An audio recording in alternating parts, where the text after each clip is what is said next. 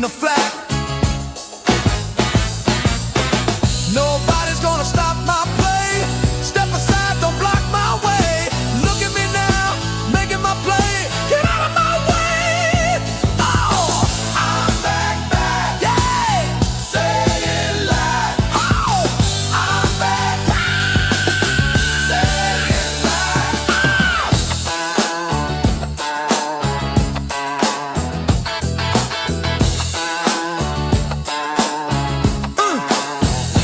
Hit me 2 times. Yeah. One more time. Back in black.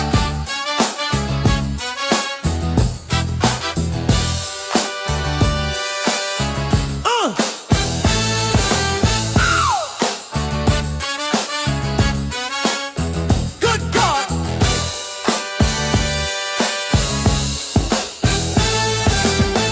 I'm back, yo.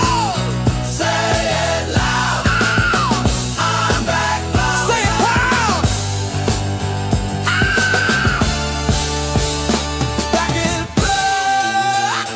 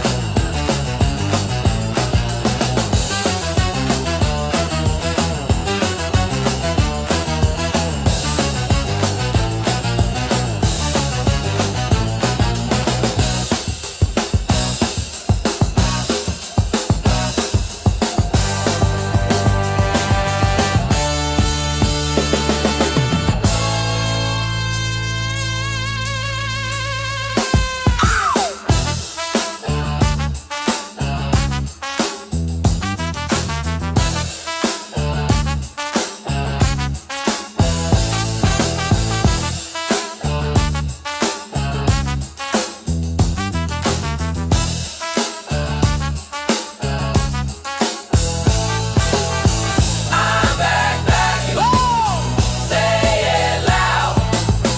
I'm back, say it loud.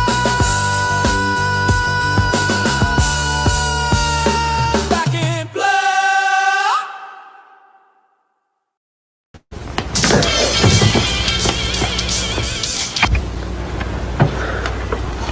It's yours? No, Your mother said she found it in your closet. I don't know. One of the guys must look. Must have what? Look, Dad, it's Where not. did you get it? Dad, Answer me. Who taught you how to do this stuff? you, all right? I learned it by watching you. Parents who use drugs have children who use drugs. Today, being retarded means leading a full life. Retarded people go to work or school, just like their neighbors, and come back to a real home. A supervised home, right in the neighborhood, where they belong. Being retarded never stopped anyone from being a good neighbor.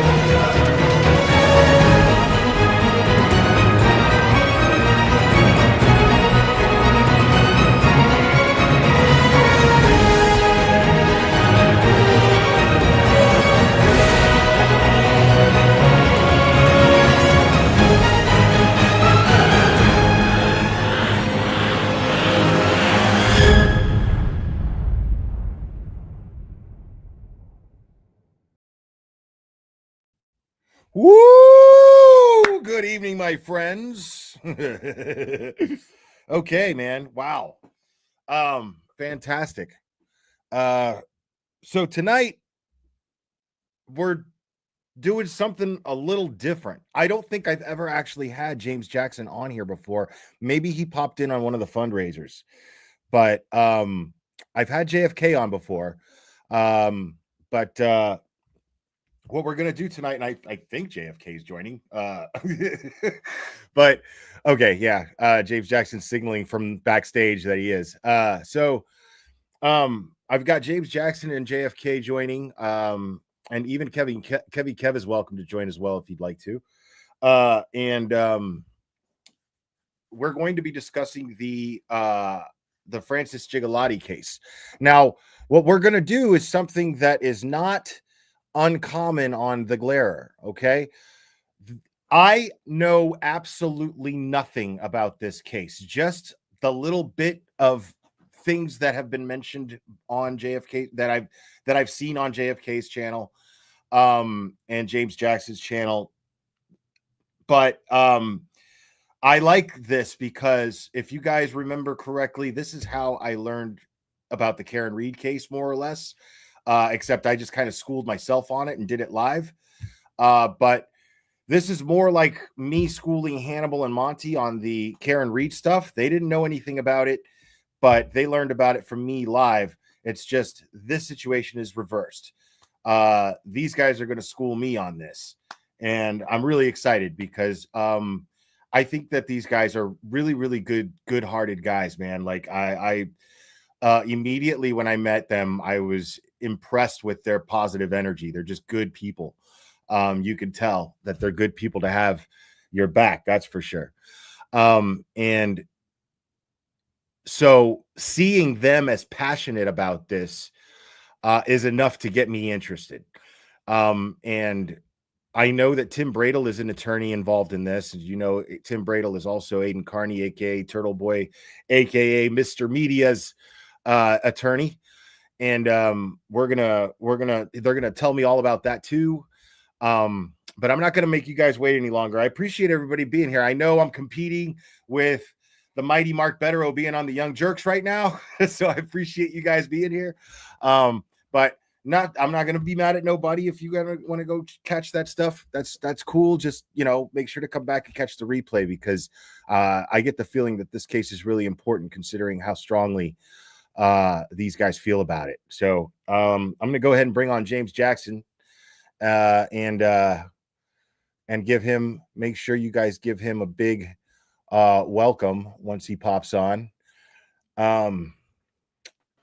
James Jackson.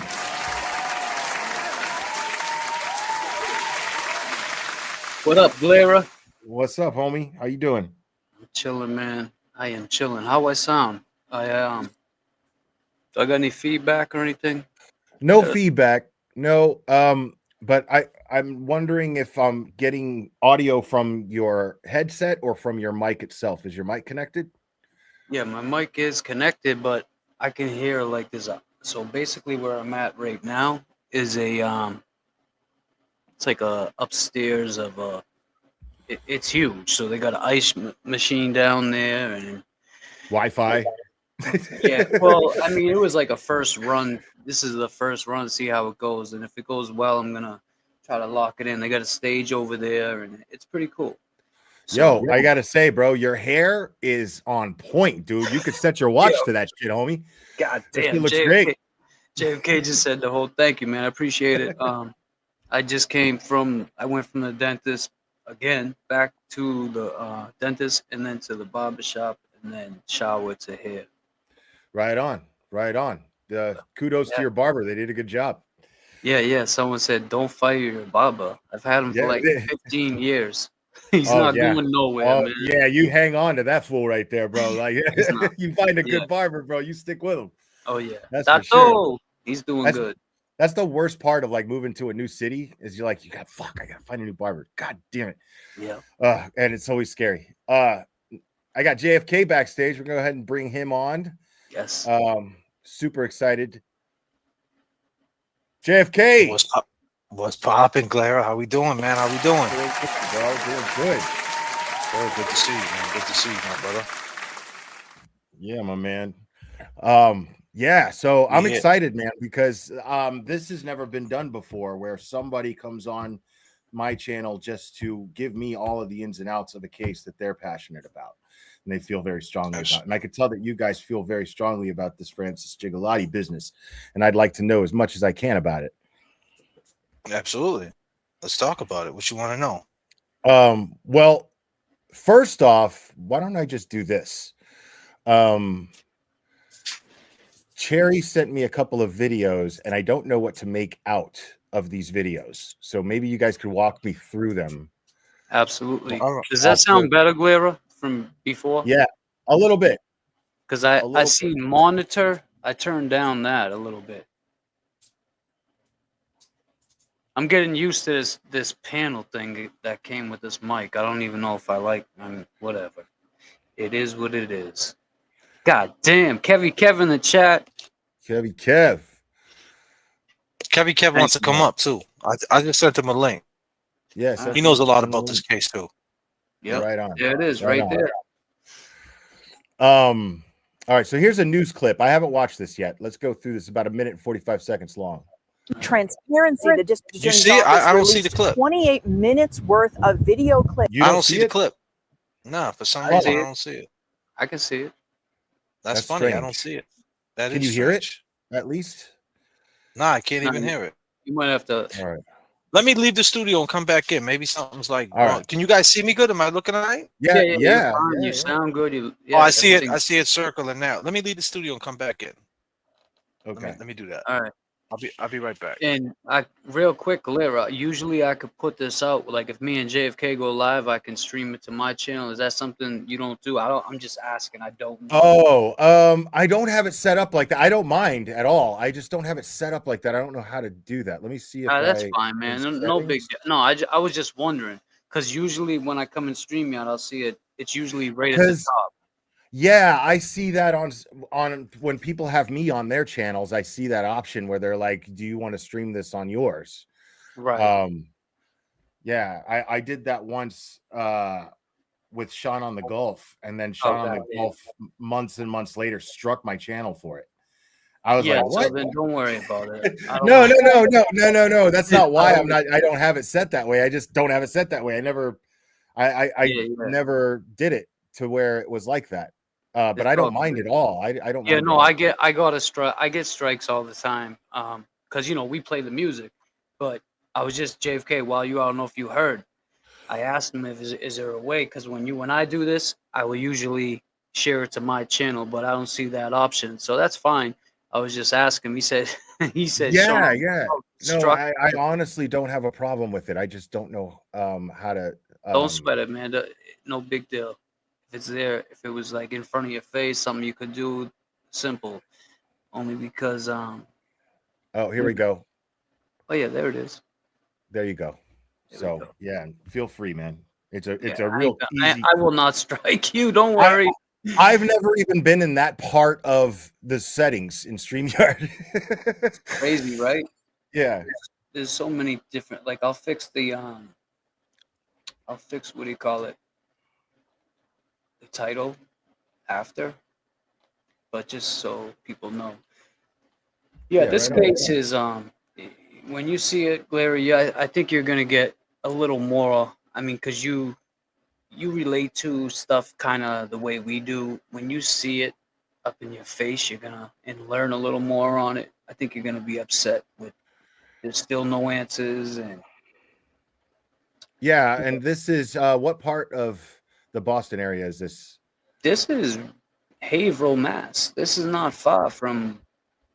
I think Haverhill might be. JFK could tell you. I think it might be. It could be the same Norfolk, but I'm not sure. Haverhill. I'm not sure what county that falls under. But yeah, it's like out there with like Dedham and Haverhill. But JFK and I went out there and like we'll get into that. We talked to his family. And it's just so sad, man. Like when you hear like everything that happened, he had siblings that it's just unbelievable. I don't want to break it all down right now. This is another reason why I love this community, because even like when I was schooling myself on the Karen Reed case, doing it live, these people were in the chat correcting me and and giving me helping me with information. Like the whole chat's blowing up and saying that it's Essex. Oh, Essex. Okay, it is Essex. Yeah, I think JFK just might have a weak signal. Yeah. Is the issue. JFK. I can see it. Haverhill, cool. Essex. What's that? Haverhill is Essex County. Haverhill is Essex County. Yep. Okay, yeah. Oh my God. There's turbulence in the chat, and am I good? Oh, here we go. Breaking out. I think we got a super dad. Super dad. I think we got a super dad. Super dad. Super dad. Super dad.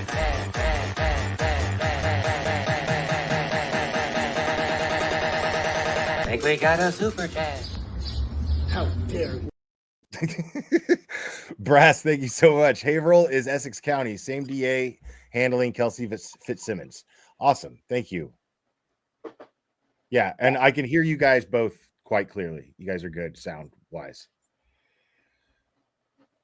All right. All right, cool. All right, so let's play this clip. That show the moments leading up to that police encounter, as well as the encounter itself. The video reveals when Francis Gigolotti appears to fall to the ground outside a building where police say witnesses inside reported he smoked crack cocaine. From there, the 43-year-old is seen walking erratically, aimlessly in the streets. Surveillance cameras capture him walking in the street, into traffic, and at times vehicles braking to avoid him. We also see when police officers first talk with Gigolotti, trying to keep him on the sidewalk as an ambulance is called. But he takes off across the street, and eventually police grab him as he tries to enter a restaurant. And it's there that multiple officers are on top of him, and he becomes unresponsive and later dies at the hospital. Wow. I can assure you that a complete, impartial, and independent investigation will be done by my office, and that I am committed to transparency and providing the public with as much information as we can.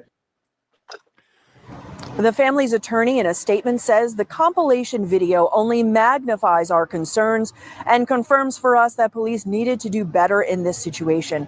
Francis was doing nothing criminal. He was a man in distress. Now, the DA's office says there's actually 90 minutes worth of video. Again, today's released video is 28 minutes worth, but the DA is vowing to release the full 90 at a later date. At this point, the 7 police officers who were involved in the incident remain on leave. Live in Haverhill, Sarah Con, GW, CVB News Center 5. Sarah. Okay, so that's troubling. But before we get into that, folks, we got the mighty Kev here, bro. Kev. God damn. God damn. I'll tell you though, real fast, they cut so much out in that clip, Clara. Like they cut out a lot of parts. Is the full video available? The entire Yeah. We actually have the full video. I don't know if Jake maybe when he comes back in he can send it to you. We have there are full videos actually.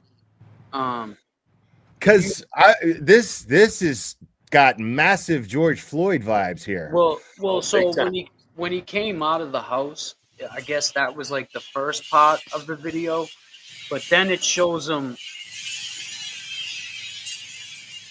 I don't know if that. Don't listen to music. Kev, you got some music playing? No. He's outside, so he probably got some feedback. I hope Kev will be at Wilbur Nurse Deb. Okay. Yeah. Kev, man, you got a fan club, homie. God damn. Yeah, man. I appreciate it, man. You know? Hell yeah. Hold on a second. Let me see. Yeah, so Clara, like I was saying, that was like they cut that. That's mainstream media for you. They cut that real fast. They let you see. So if you wanna, sorry, James, if you wanna get into the meat of it, Clara, Google I got it. Google press conference. I got it in Francis a bunch of Gigolotti different press conference. Yeah, and it's the whole press conference, and it shows the whole video of him walking. It's like a longer video, shows him walking all the way up to the pot when he gets put down. So the best search would be Francis Gigolotti press conference, and it shows everything. That's the best way to tell you. I've got an article from the Haverhill Gazette that was dropped today. Haverhill Gazette. Okay, Haverhill. Yeah. Worcester. Right. Yeah. Oh shit. No, it's funny. When people try to say I get. But no, this article is only 12 hours old. It says DA's office releases unedited footage of Gigolotti incident. Oh, this is new. Yeah. So here, let me just share go. that screen. Yeah, bro. So there you go. Right Hey, Blair, I appreciate you it's too. like By fate, the way, bro. It's like fate, dude. Ooh. Oh man, no, man. Like, dude, you guys, I think you guys are so fucking cool and so dope, and I can tell that you guys have strong convictions. Like, I grew up in Miami, and it's not much different than growing up in Boston, I would imagine. There's a certain personality that comes with living a certain lifestyle and growing up in certain areas and around certain types of people, and you can tell when there's people with, people you don't fuck with, but you also are glad that fucking that they're gonna have your back. You know what I'm saying? Like, I got that vibe off you guys immediately. And you grow up a certain way, you can sense that shit. It just becomes a part of you that you could just spot that shit immediately. So you guys are obviously very, very, very interested in this case and want justice. So I am very interested in hearing why. So let's see. Does it really matter what Francis was doing? He was clearly alive before 7 cops got there to help. Right. But I could already see the controversy. I mean, obviously I haven't formed an opinion yet because I need much more information, but I could see that. Let me just take this real quick. I can see that there is the argument probably that he was intoxicated, but what was that leads me to the question: what was his official cause of death? I don't think it got released yet. Yeah, the medical examiner has not released an official cause of death yet. Not yet. When did this happen? When did this take place? I think it happened like July. I would say like July 15th or 16th or something like that. This year. Around So that it just time, happened. like second week of July. Yeah. Just happened. Yeah. Okay. Happened like July 11th. Like around July 11th, like second week of July. I would say it happened around there, but he's already been service, funeral services and all that have already. That's what gets me. How do you come up with? He was in the freezer for a month. Yeah, but now they got a cause of death. He was in the. Because it took a month to put him in a funeral and all that. Right, because I mean he was obviously. I don't want to say he was under the influence of something, but he was obviously not behaving rationally, let's say. Yeah. Clearly. So no matter what, though, I mean, when you see it, it doesn't matter if he smoked some weed or he could have smoked some weed, disclaimer that was laced, and for all we know. I mean, they're putting fentanyl in fucking everything. In everything. Like everything. Like, I can't even do blow anymore, dude. Like, if I wanted to, I'm too scared. Damn, like, it's so funny. Like, I haven't done the shit in years, right? And then I think about it, and I'm like, man, even if I got a hold of it, I don't even know what the fuck. I'm too old to fucking play around like that. Yeah, Like, right. No, you're right, though. You're right. Time, in Massachusetts, you're a Miami boy, so you had the best of the best out there. Oh yeah, you had the best. Sure did. Yeah. It gets worse quality and more worse quality and more expensive the further north you go. Until you get to New York, and then New York still gets Good stuff, I would imagine. In Massachusetts, police forget there's a judicial system, which is corrupt also, but they act as judge and executioner just en route.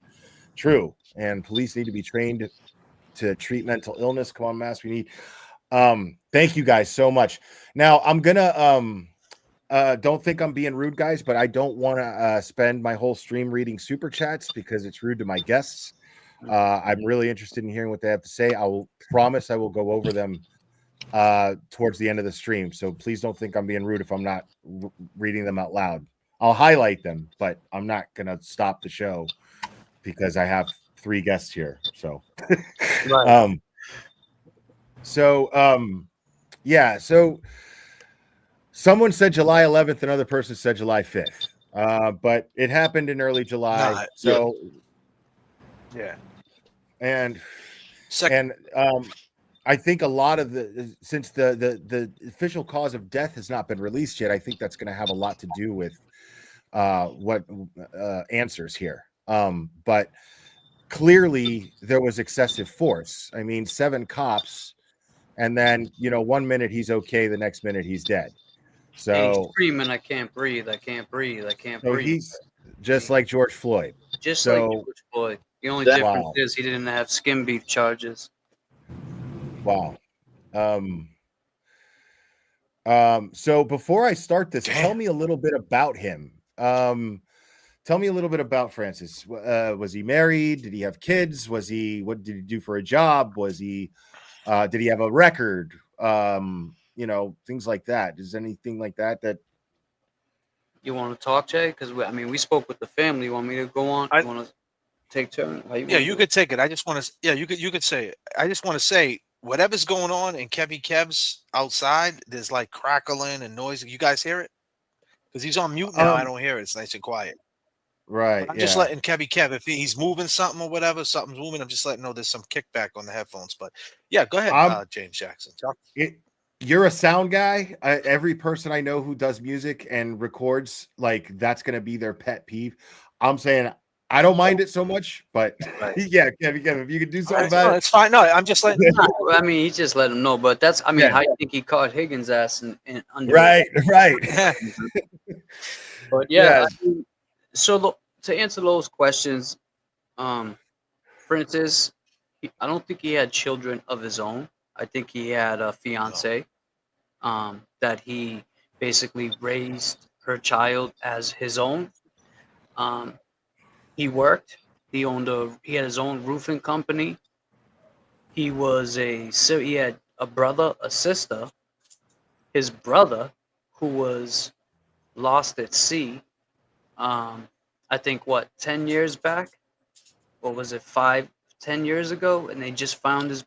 A little longer than that. Nah. Yeah, so like 11 years. It's so. You want me to go? So I'm just. All right, I'll let you take that part. So his brother got his brother. Good. To jump in, his brother in 2011.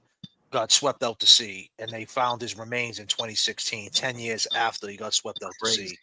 And then his sister in Methuen, which is a couple of cities over from Hebrew, she got hit by a car, hit and run, and she died too. So basically, his mother had 3 kids. They're all gone.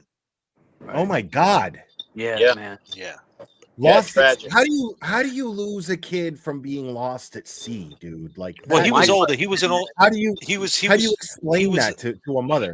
The tide took him out, but it's like 11 years later. How do you come back with, something to DNA or to? Yeah, they found something. They found a piece of his body. You know how the sea is, how the ocean is. You're not finding much. They found something and they traced it back. But yeah, it's a miracle that they found something. Right. I mean, I had a good friend of mine who was murdered on a boat out in the middle of the sea, out in the middle of the ocean, and they threw his body overboard. But they didn't. I mean, they never found anything. Nope. Too bad. Sorry. So go ahead, James. Take the mic. Keep going. Yeah. James. So his mom, as we just spoke about, she had 3 children. All of them are gone, which are gone now. But Francis was the last one. His sister was hit by somebody We don't know if it was a drunk driver or just somebody hit his sister. She was killed, and they never found who did that. And then so when we went out there and actually met Francis's mom, she's actually in a wheelchair. She's older now. She has a lot of health issues, and it's just really sad to see that all the stuff this family went through, and to hear about Francis. Like when we went out there and we were talking with the people, they would tell us it was just like, Francis was well respected in that town, in that city, Huh. and what happened to him. I think for sure, whatever he had done, I don't think that was the cause of his death. And I'm no doctor, but 7 police officers standing on you, putting their knees on your neck, and whatever the case may be, I think that had more to do with it. And they're gonna put it off. Like they already arrested some guy that allegedly sold them crack, and they're already trying to paint the picture. They're trying to Right. paint the picture like, here we go, we got the killer. And the purpose of the picture is to justify their actions. Exactly. So, yeah. Now, I mean, the thing is, though, I gotta say, I mean, I gotta be honest. I don't have all the facts, so I'm not ready to say that the cops are responsible. I have to watch this video still too, but I'm not ready to say that the cops are actually responsible for his death directly. But clearly, I don't think you need either. You're not training these cops good enough, or this was, I mean, clearly excessive, because you don't need 7 cops to hold a guy down. I mean, how tall is he? How much did he weigh? Can I grab the mic real quick and tell you Please, something to get so I don't want to hide Glera. I love your perspective, by the way, Glera. You do a great job. So that's why I wanted to come on the show, because you call it the way you see it, man. I'm a fan first. No, and likewise. Likewise. Yeah. So I'm a fan first. So let me give you something about Jigga. Jigga was now you hit the gym, I hit the gym. I know your legs fucked up, so you're probably stressed out of your mind that you can't go hard right now. So I'm about to limp my ass to the gym next week. I'm done prayers, with this shit. Prayers to prayers to you, man, because I know that shit is killing you, bro. Like not just your knee hurting you, but not being able to go to the gym is probably that's what it is. Insane. The pain is whatever. It's the inconvenience. It's the fucking disruption of my regular life that's fucking driving me. Yeah, and you're a gym dude, man, and you look great, man. But don't worry about it, man. A couple weeks back in there, you'll be right back in it. So muscle memory, beautiful thing. Now, Francis, this dude was a bodybuilder. This dude was on some John Cena shit, like, you know what I mean? Like Arnold Schwarzenegger, the small waist, big chat, like, you know what I mean? Like on that level, that other level, like macros and shit. Like, don't eat that rice. Yeah, right. That's a dude who nukes a fucking chicken breast with no seasoning just for the protein. Like, he's not interested in flavor, bro. He just nukes a chicken. He's on your boy 5 times a day. Like Alessi, like straight, like zoned in, locked in. So he looked like that. So he was a bigger guy. I think he was like 6'1", 6'2". He was a bigger guy. So he was a bodybuilder, and he achieved, like, he looked great. So to achieve that was like crazy. Also, the call going in when he was walking the street that day was the 911 call got released, the terror tape, and the 911 call was a mental health call. It wasn't for any crime. And then when they rolled up on him, he was talking to him. One cop was like, just get on the sidewalk or whatnot. And then he ran away from the cop. He runs. And then the cop catch up to him. Now, usually when you run away from a cop and they catch up to you, they're putting you right in cuffs, right? Or for whatever reason. So then he runs away again. And then they catch up to him again. And they still don't do anything to him, right? When he's perfectly fine. And then at the second time they hit that panic switch. And then all the boys showed up, the 7 cops. And that's when the threat happened. They were the threat. And then they put him down. And he's on the ground screaming, I can't breathe, help, help. Now, he wasn't screaming, hey, if you let me up, I'm going to kill you motherfuckers. You know what I mean? He was screaming, I can't breathe, help, help. So the call, the 911 tape was a man in the street, walking along cars, just acting shady. It wasn't a call of violence or nothing like that. And just to put a bow on what I'm about to say, the DA in Essex County, he had said, they asked him a question in the press conference. They said, what do you see in that? He said, do you think the cops are responsible? I'm paraphrasing what they said, but they said something like that. And the DA said the video speaks for itself. So I don't know what that means. I don't know if the DA is going to go the different direction than our buddy Morrissey over there in Norfolk County, but that's what's going on over there. I mean, if he isn't living in a fucking cave, then it would behoove him to do the opposite of whatever he's been seeing Morrissey do. So let's check out some of these videos. I don't know which order. That's a photograph right there, but I guess they're in order here. And there's no sound. Oh yeah, there is sound. Okay, yeah, he clearly looks intoxicated.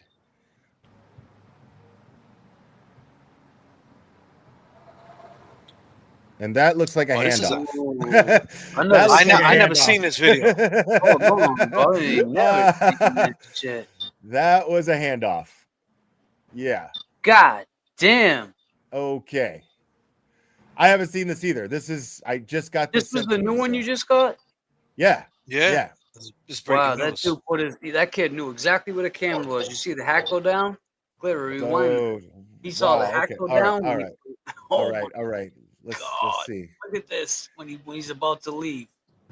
Watch this. He knows exactly where the camera is. Boom! Oh shit! Yeah. I love to see that shit. Yep. Wow. So that's the guy they got on the scooter then. Now they're charging him for Jigga's death, allegedly. They're charging him for his death. I mean, then they must have a. Well, they're painting the picture already, saying that they must have a cause of death by now. Then. I don't know. You would have to see. All right, so we've seen that. Even if he did do drugs, all right, we just saw a hand to hand. I mean, there's no denying we saw a hand to hand. That's exactly what that was, right? Right. But even in a case where we see that, done too many myself. Now check this out. This is his fiance pulling up, and everybody thought it was a stranger. Watch. No, he bugs out right here. Look, he bugs out, and watch when he opens the back of the hatch. Doesn't even look. He's done it before. You don't even. And look, he looks back there. He looks underneath the mat like he's scared of something, and he starts running. Look, he's just bugging out. Now he's like skitzed out. Everything's just mad skitzed out. Yeah, he's on that. He's on it, dude. He's on one for sure. He's on one for sure.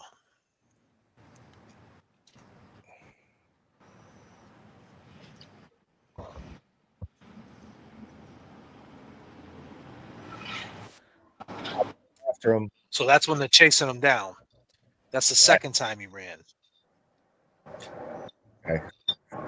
There's different angles of this video. This like is wild, man. View.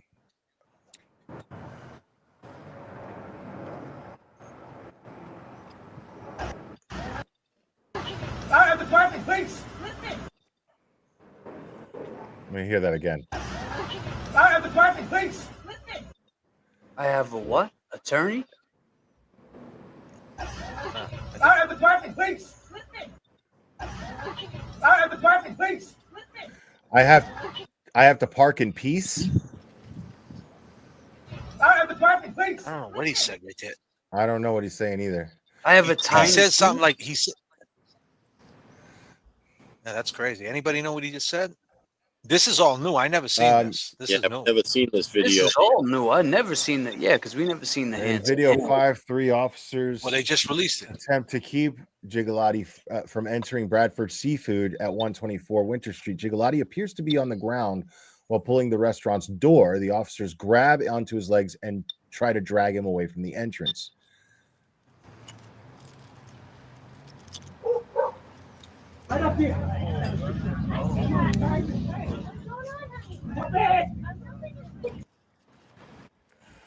Wow, short videos.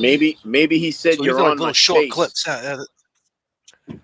You know what I'm saying, Randy? I mean, JFK. Maybe he said you're on my face. Okay, that's maybe. Yeah, maybe. I couldn't make that shit out. But then, so the cops in uniform, they're all allegedly trying to help him. But as soon as the detectives and the DTs, here we go, chicken legs. As soon as he shows up with his girl, his sidekick, shit just took a turn for the worse. You know these motherfuckers are probably dirty too, getting Yeah. a piece of whatever fucking shit's getting slanger in their jurisdiction. I mean, it's what is going to happen if they jail all the crack dealers? See the kid that just walked by Ice Spice with the red shirt? Yeah, bro. Like this fucking looks like Watch, he starts filming and tells him, "Be easy with that man. He's they look got like he's they're going got to issues." Ultrafest. They arrested him though after. The guy filming? Yeah, gave him 2 shots. With the red, with Yeah, the and with they the gave him big, black the eyes. big guy I with the could red shirt. Yeah. Yeah, the bucket hat. Watch the female cop. These videos are not going to show you. This is him leaving, obviously, in the ambulance. Like these are like different clips. Like this is just different angles. But the one I have a video I could play right now for you if you want me to share it on my screen. I could show you when he's on the ground screaming. Yeah, that one. And I could show you the black eye, and I could show you. Oh, here's some. But the one that I seen that was I never seen it. I never seen it hand to hand. No, that was new. That was new. So we knew he took the drugs. And what was the reason for you telling me to leave the area earlier? Did you guys tase him and shoot him? This is new too. You were standing there for the whole thing. Did you guys tase him and shoot him though? No, right? So that's just going around for no reason, pretty much. That didn't happen. Pretty much he's having a hard time breathing, right? And you guys were just trying to detain him and get him down. For y'all safety too, right? I'm not. And what was the reason? I'm not the only one hyper focused on that detective's ass, am I? No. Like, yeah. Oh, come on. Before you tell me to leave the area earlier, did you guys tase him and shoot him? He knows he fucked up. It's he probably wasn't even Hispanic in supposed me. to be there. All right, so yeah, he's talking about the chick, dog. The booty on the on the detail. Yeah. God damn, Clara. Dang. You know, dude, I like cops, man. I'm not gonna lie, dude. Like I'm telling you, there's never been a sexier experience than having a fucking Metro Dade uniform sprawled out and a gun belt sprawled out all over my bedroom. That shit was hot. I'm not even trying to lie. That shit was hot. That's all I'm saying. I know how you get down. Oh, yeah. You know, hey man, you gotta do is, hey man, that's what I really call fucking the police, huh, bro? Yeah, God exactly. Damn. Exactly. God, fun stuff. You gotta fuck him somebody, right? I Blair? mean, I got no complaints, man. No complaints. I've had an interesting life. You know, yeah, this sounds it. So you said you wanted to share a video, right? Yeah, I'll show you a video. I'll show you a video of him on the ground, him screaming help, and it's just more focused in. It's more like. Well, let me just ask, because let me ask JFK and Kevin Kev something real quick, because that new video that just popped up. How do you guys feel now that we've seen that new piece? It's still the same, right? What, him doing drugs? Yeah. Yeah, I mean, yeah. he did We drugs. already knew the drugs. So what? He did drugs. But I mean, now that they're showing let that. Let the Glera see this real quick. So this is him running, right, from the cop. They had plenty of time right here, Glera, to put him down. He's running, right? They got plenty of time. Look, like they got to say they're not arresting him now. They're like he's showing his like hands. they're antagonizing. Yeah. Right, and he's giving the universal symbol of "I am not a threat." He's showing his hands, like, "Yo." Yep. The only one he's a threat to is himself. That boy, you heard? Be easy with that boy because he got issues. Be easy with that boy. Yeah, make sure you be easy with that boy. You heard? He's screaming, "Help! Help!" Look at his face. Look at his Yeah, face, this- already turning purple, man. Don't look like a threat to me. Yeah, this is definitely excessive. Definitely excessive. Be careful with him. You know, when you see his face, man, he's scared. Girl. I can't breathe. Help.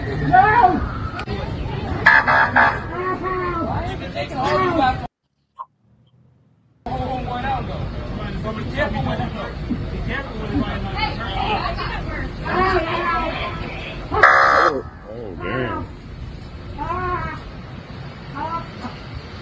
That's his last breath right there. That's it. They killed him right there.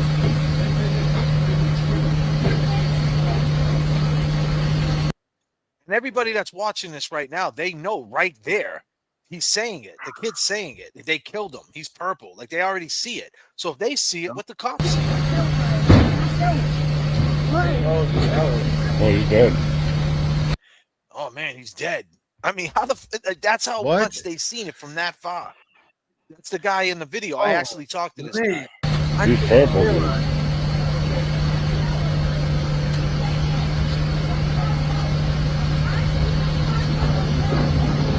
Yeah, this.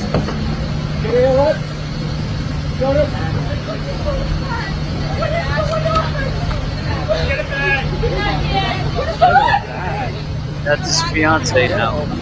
That's his fiance. Penny on my 978 476. Oh my god. That shit is fucking hard to watch, bro. It is hard, man. It is hard. R.I.P. Francis Gigolotti. So I mean, we You seen know- it, like they framed it up where okay, we got the crack dealer, we got a witness, he got the crack, and you know what? We just happened to get him, and he overdosed while we were on top of him. That's how they're framing it up. And the tentacles that are attached to this case, ladies and gentlemen, right? And Clara also is that this is Essex County, the same county that got Kelsey, right? The cop who had the little baby. She was in postpartum.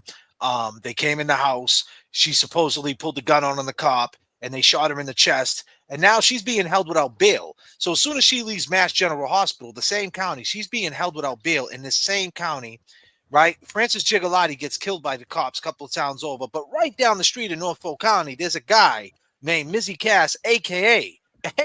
Miles King, who's out on a $10,000 bail, who just did 3.5 years, was in jail for 3.5 years, and he's out now on a $10,000 bail on a murder one case of Marquis Simmons. So the tentacles that are attached to this, the Commonwealth, it's the same umbrella that everything's just fucked up out there. You know what I mean? Out here. I'm out here right now. Yeah. So, I mean, everything's just fucked up. So, Clearly. So the dialogue is crazy when you really think about it. Yeah. Now, everybody, stop what you're doing right now. I want you to click on James Jackson's channel link that I just dropped in the chat and give it a like. Give it a view and a like. Just take a second to do that for us, please. Yeah, man. Clearly, what took place there was excessive, most definitely, and an abuse of power for sure. I feel like they had probable cause to detain him. I'm sorry, Glera. Sorry, 1 second, brother. There's a fake me in the chat at Randy Rima. So one of your mods, get that person out of here. That's a fake me. That's my God, it's gonna happen now that happened. They do that. Yeah, they do. Yeah, they're just gonna keep going. They're gonna keep making fake accounts. It's all good. Yeah. Sorry about that, Glad. I didn't mean to cut you off. No, I just don't want you're that good, person man. to disrupt this No, guy. we don't do that shit here. we don't play that shit here. So you're So good. you think You're good. so you think they had the probable cause to detain him? Yeah, most definitely. But they didn't follow what I've seen, what's happened to me when I was detained. You know what I'm saying? Like basic shit where they fucking just say, stop right there, sit down, and then even take you down to the ground. They're trained to take you down without hurting you and cuff you. They're trained to do that. So once there was two of them there was no reason why that shouldn't have taken place. Right. You know what I mean? I don't think that it should have even gotten to the point to where 7 cops end up on top of them, and God knows what's happening to them. Who knows if somebody doesn't even realize with all that chaos? I mean, it's possible that someone didn't even realize that they were cutting off his oxygen. You know what I mean? That's even possible. But the bottom line is that wouldn't have happened had they followed what I know to be basic procedure. Yeah, protocol. Right. I question all the time Come is, on, man. All right, hold up. I'm sorry, Kevin. Now we got James Amaral. Please, I don't have a GoFundMe, guys. Just get that person out, please. This is crazy, man. I'm sorry, Blair. I'm sorry that's happening. Oh, I got a wrench too. I forgot. I'm wrenched up. Oh yeah, you're wrenched up. I don't know if you do that though. Yeah, you can. Yeah, I'm wrenched up. Yeah, I can block. Oh, did guys I came hide? in thinking we didn't have. Oh, please hide, donate no. to my GoFundMe. It's the last comment. Oh, I hid the wrong person, but I unhid I you, just got him. I timed his sultry ass. breeze. My bad. No, it's James. Yeah, you seen it. He's even got the old picture. I got him. He's done. Wow. Yeah, all right, it's all good. I got him. I got my eyes out. Go ahead, Galera. Go ahead, man. Take the show, man. I got him. I'll be watching the chat. I'll take care of him. Yeah, I mean, like, how fucking lame are you that you got to come in here and do that? Like, especially with the topic we're talking about. Go fuck a hot cop. What are you doing here? Right. So I mean, clearly, now I don't know if somebody witnessed him do the hand-to-hand with the dealer, and until I'm convinced that actually happened, because I'm not cool with a camera being monitored wherever I go and them using that in court against me for buying drugs. You know what I'm saying? Like, there's something wrong there. I'll tell you right now, whoever sold him those drugs, he's beating that case because no face. I didn't see his face. Did you? Anyone? I didn't see his face, and I sure as fuck didn't even see drugs. He could have handed him a phone number. He knew where that camera was. You know what I'm saying? Yeah. If I'm his lawyer, I'm like, well, did you see that was drugs? Did you find drugs on him? Right. You know what I'm saying? Like, but it just there it is again. Back to fake static selected now. Oh god. What I wanted to chime in with this is, Glare, you asked us, why are we so interested and why are we so positive about this case? And I think it takes back to where, like, when you look at Jigga and you hear his backstory and you see the shape he was in and he does have some form of dedication and he can definitely follow through with things. He's got strong points in his life that show and reflect on him. Regardless to if it's drugs or mental health. I think we've all known someone or experienced or has seen those kind of actions and can understand and maybe draw a line with it. Yeah, no, I feel that, man. And you guys, after meeting his family, I would imagine it just hits that much more personal to you after that. I mean, like, meeting Karen Reed and her family made it all the more different for me. Right. You know what I mean? So I feel that. I absolutely feel that shit. And it's just heartbreaking that mother lost 3 of her kids. Like, I can't imagine the world without my son. I can't imagine it. And to lose 3 is, I mean, that woman, she has at this point, I mean, I feel like she has just all like a stamp ticket to heaven already.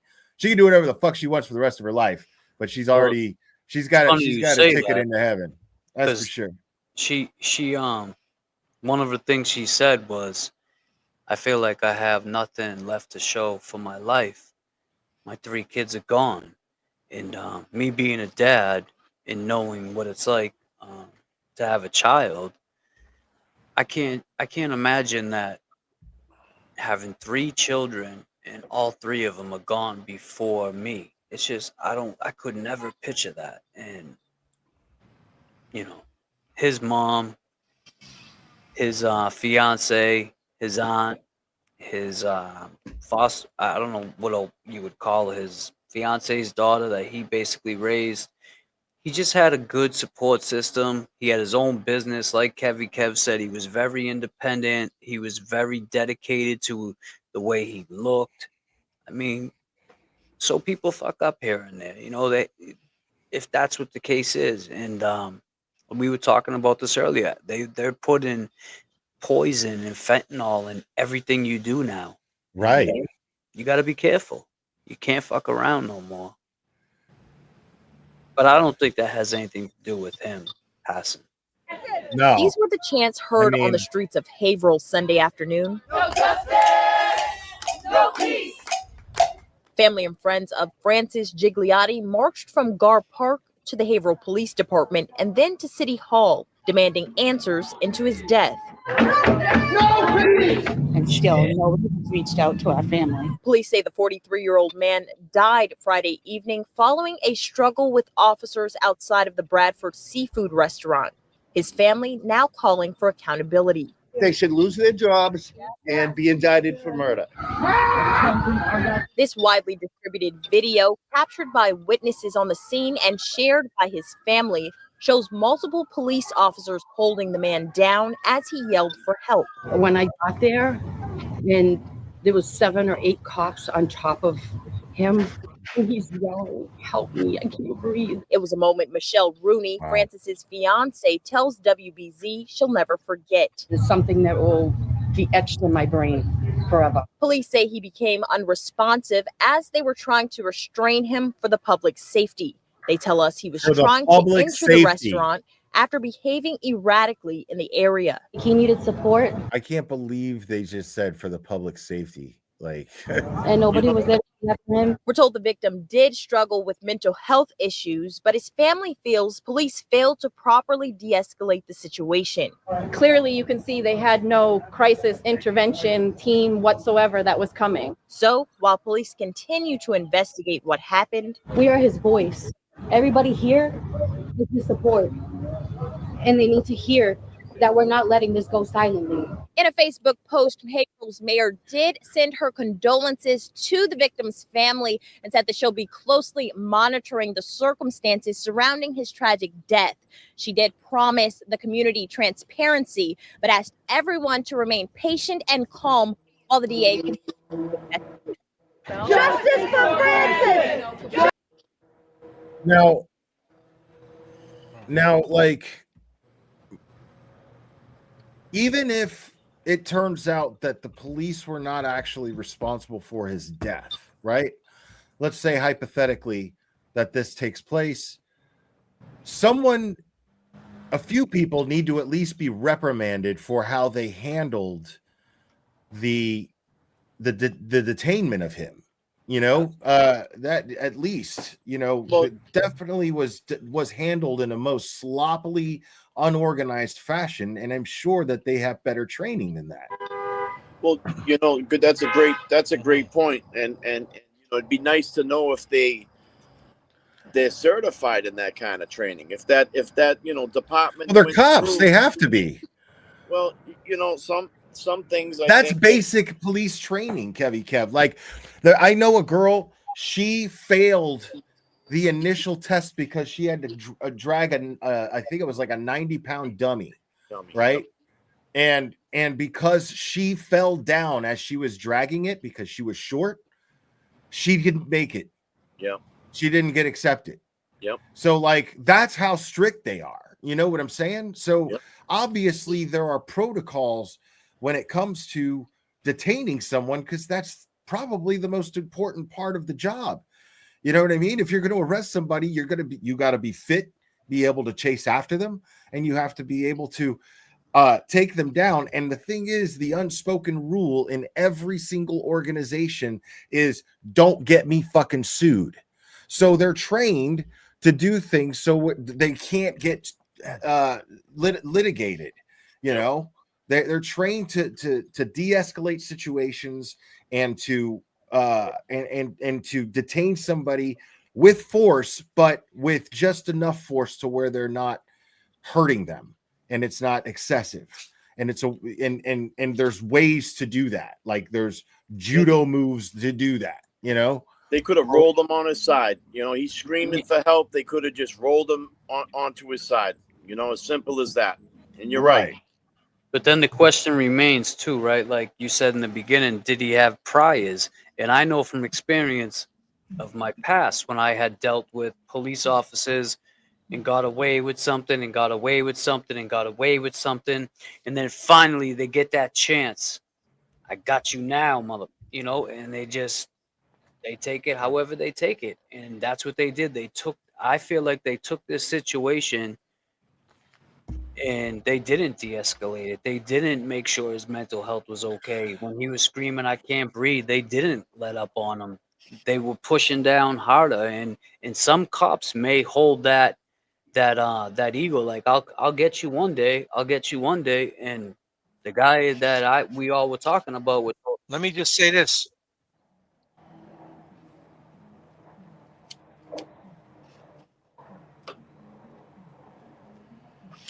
Let me just say this, right? Can you guys hear me?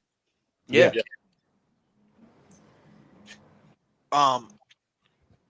So listen, I got the press conference on the share screen. If you want me to share the screen so you could see like where he walked, how he ran, how they. Yeah, I was just looking for the press conference. I mean, I can show you. I can share it on mine, and I can narrate it for you to show you that. Yeah, I was actually just trying to find it. No, it's fine. At the end of the day, what it comes down to is that what was he being arrested for? He was being detained, obviously, some mental health shit. And like you said, as soon as the crew showed up, it's as simple as this: the crew showed up, and it went south, and they sat on his neck, and whether or not he was going to overdose that night or not. You know, whatever he had in the system and, you know, made it happen faster. I don't know. Cause I had spoke to someone that's on the law enforcement side and they said, when they put the knee on your back, it's the same thing like with a squat rack, right? You put it between the trap. You know what I'm talking about? Glare up. You put it right between that little sweet spot on your trap. Like that's where they're supposed to put the knee. Now, if they had it on his neck, like a certain part of the neck, like you said, right, a certain part of the neck, it cuts the circulation off, and then whatever else he had in his system made it worse, right? So I mean, it's just they fucked up. So they should get in trouble because they fucked up. Now I don't know about being indicted for murder one. I don't know about all that. Yeah, you know, because they didn't mean to murder him. It's not like they went out looking to murder him. Right, but they should get in trouble. Even the possibility that he was on a narcotic. That should have been taken into consideration as to how they detained him and what type of force they used. You see what I'm saying? If that is a possibility, they should be trained for that as well. You know, if he's high and he's got an erratic heart rate, you have to assume he's got an erratic heart rate, and you have to make sure that you make that he's breathing. You know what I mean? Yep. And you try to keep him calm. Right. That's what you do. You don't escalate and his keep heart in mind rate where they're at. where it fails. Right. Keep in mind where they're at. They're downtown Haverhill. They're in an area where this happens all the time. So like you said, back on train, and they see people who are high, they know who he is. They 100% they know this dude, and they know it. And obviously if he's on a run, like so to speak, if he's like active in addiction again, they probably seen him part of the furniture out there running amok. So they know, like you said, they know. And they fucked up. Period. Point blank. End of the story. But I'm going to play that. You want to check out the news? Yeah, let me show you. This is I'd love to see that. This right here. Yeah, so this right here shows you his movements and shit. You know, and here's another town, Glara, that they don't have body worn cameras. So Yeah, no body that cams. that you Like know, that to me, that's itself- just shady. This Right. day and age, that's just shady in this day and age. Like there's no Especially reason. DTs. It was You that ensures that the public knows that you're doing your job. and it could have brought That you are the civil servants doing and you're protecting and serving and not abusing your power. Nothing to That hide. is a right. Them wearing body cams is our right, I believe. We have a right to supervise our civil servants. Yes. I got it right here. I got it queued up if you want to check it out. Good. You just got to bring it up on the screen, Glera. I don't have it. Hold on. Let me get rid of that. There we go. Should say, yeah. So let me do this. It's acting up with the buffer. There we go. All right, buddy. Let's work. Gotta love the buffering. Gotta love it. The buffer zone. Some of the video has been already put out on various social media platforms. Some of it will be seen publicly for the first time right now.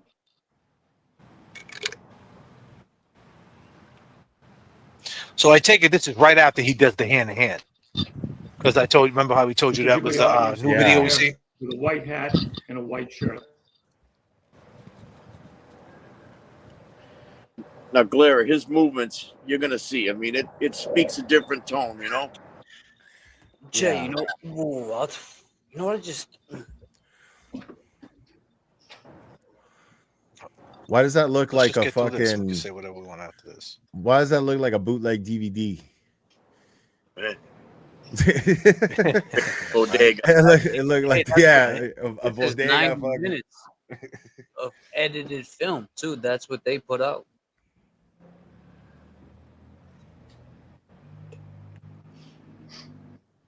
Let me speed this up a little bit.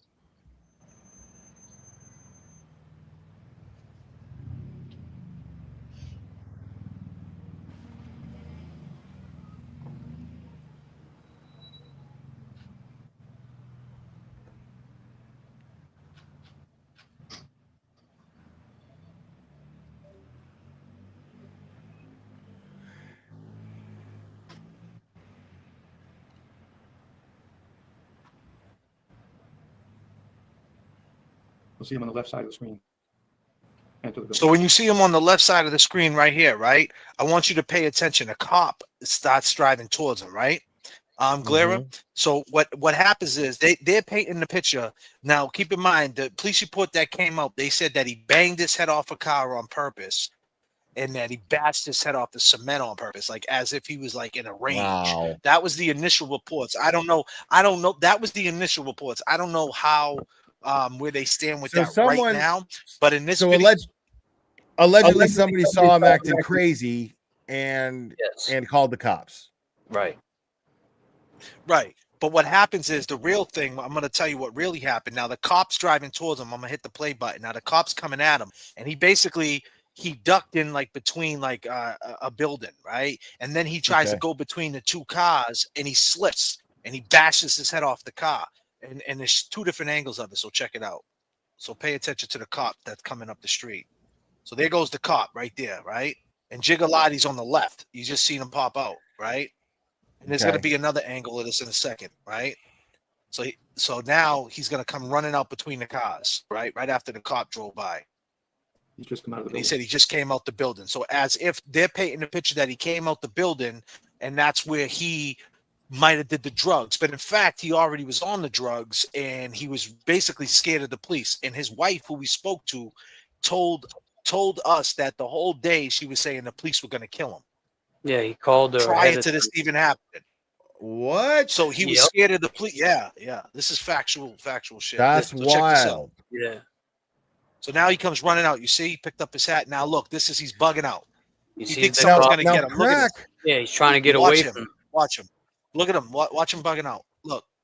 Yeah, See, he's running from everything. Well, crack is the kind of drug that you have to keep doing it. You know, like the high only lasts so long until the fiend comes. Yep. You know what I mean? And then you Jones tweaking real and quick. shit. Yeah. So So he this- was see- most you see likely hitting that pipe where he was ducked out in the building, and that's why he was bugging So out. You see the two SUVs right there. Now look right in the middle, right here, the two SUVs, these two trucks right here. He's gonna come running out this building. No, I don't think he did anything right there. He ducked in to duck the cop. Now he comes running out. He slips and he bangs his head off the car and he runs across the street. Watch, and you'll hear the bang too. Watch. Yeah. What? Watch this. See, he fell right there. Watch, and now he's gonna fall again. Boop! He just fell. You see Oh it? wow. Yeah, I heard it. And then he runs across, picks up his hat, and now he's running. Now he's all skitzed out. Jesus, bro.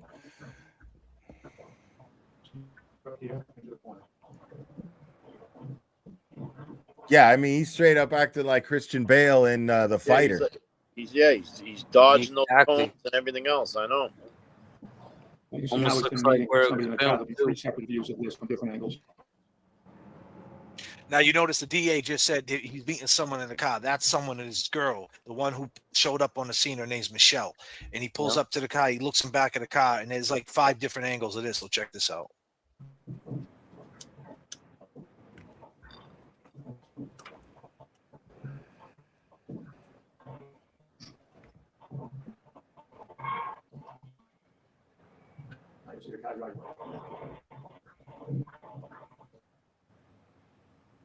It's a different view of that same shot.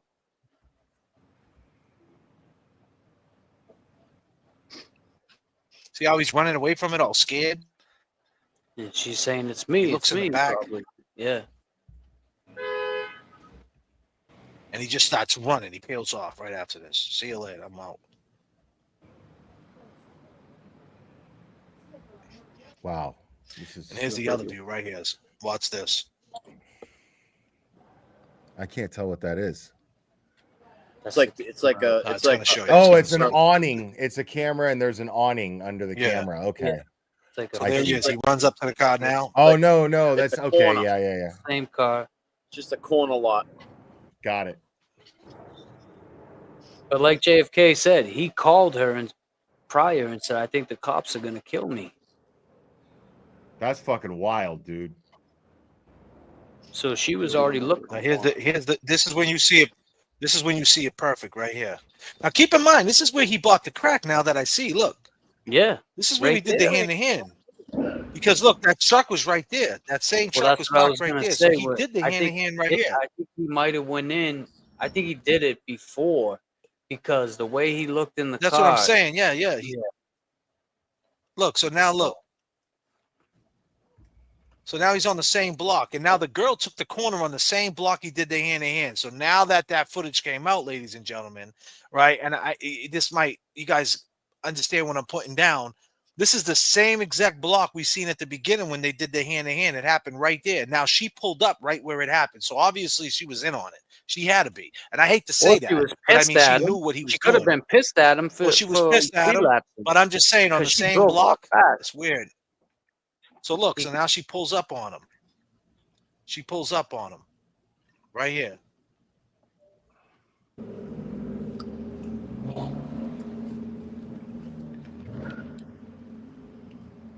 And he looks in the car, Glare, right? And like he's running from it. See how scared he is of it? Now look at how crazy this is. He looks in the back.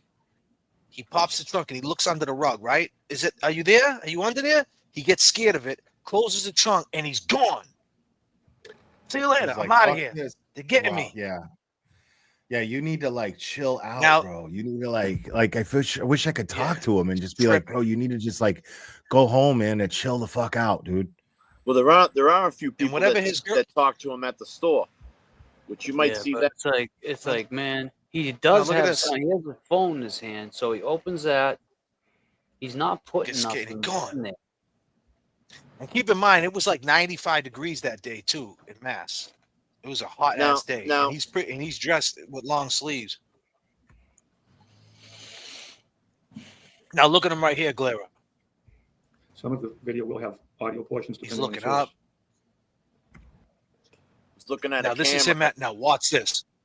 Now watch this. Oh, This is when it gets crazy. Watch this. He's scared of everything. Everything that passes by, he's scared of. Jesus, dude.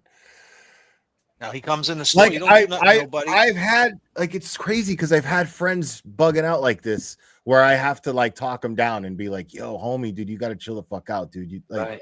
You know, like and I promise everything's okay. Like, you just got to get you home. You know." and that's a big point right there, Clara. I mean, we all might have a friend like that we can understand, you know, what he might be going through. I mean, he might be off his meds.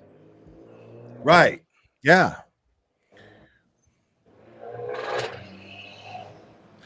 I mean, dude, But he doesn't do nothing. He's not violent no more. Now he runs out again. Now look at this right here, Glera. He's more scared of everyone. And I think his friend does say something to him right here, like, "Yo, you all right? Like, what are you doing? Or like, what's happening?" Now look, he's closing the door. Look, he gives him that, pulls him into him. Look, and that he's scared of the truck. He's telling his friend, "Come on, they're gonna get us." Watch, he don't even want to let go He's of pulling his friend. like, yo. Now look at this part right here. He almost gets nailed by a truck. Watch this. Watch how close he almost gets nailed by this truck. Yeah, he's he pulling was his the friend bag right there. trying to talk him off the ledge, and he ain't hearing it, man. Yeah, watch this. Right. Yeah. Watch this right here. Like, I mean, he's walking away like, "Yo, I tried." Was You know what I mean? Like, like I've been there too, where I'm like, "Yo, I mean, this dude ain't hearing Is that it." the dude You know on what the I mean? scooter? He's not. Is that the dude on the scooter No. right there? No.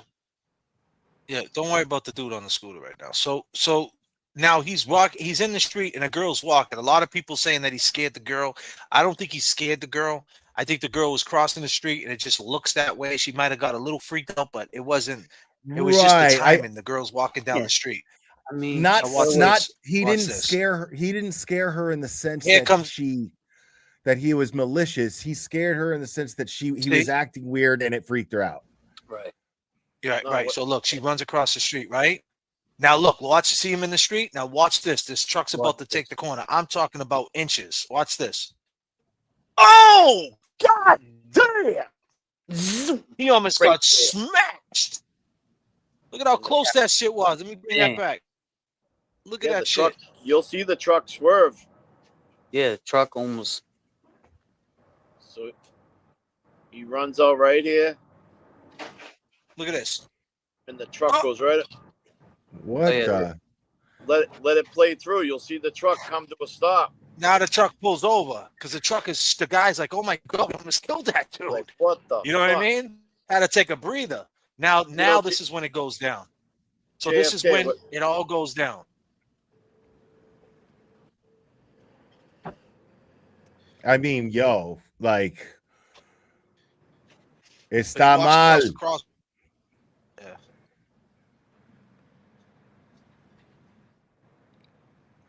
Pa la casa. Oye, pa la casa, bro.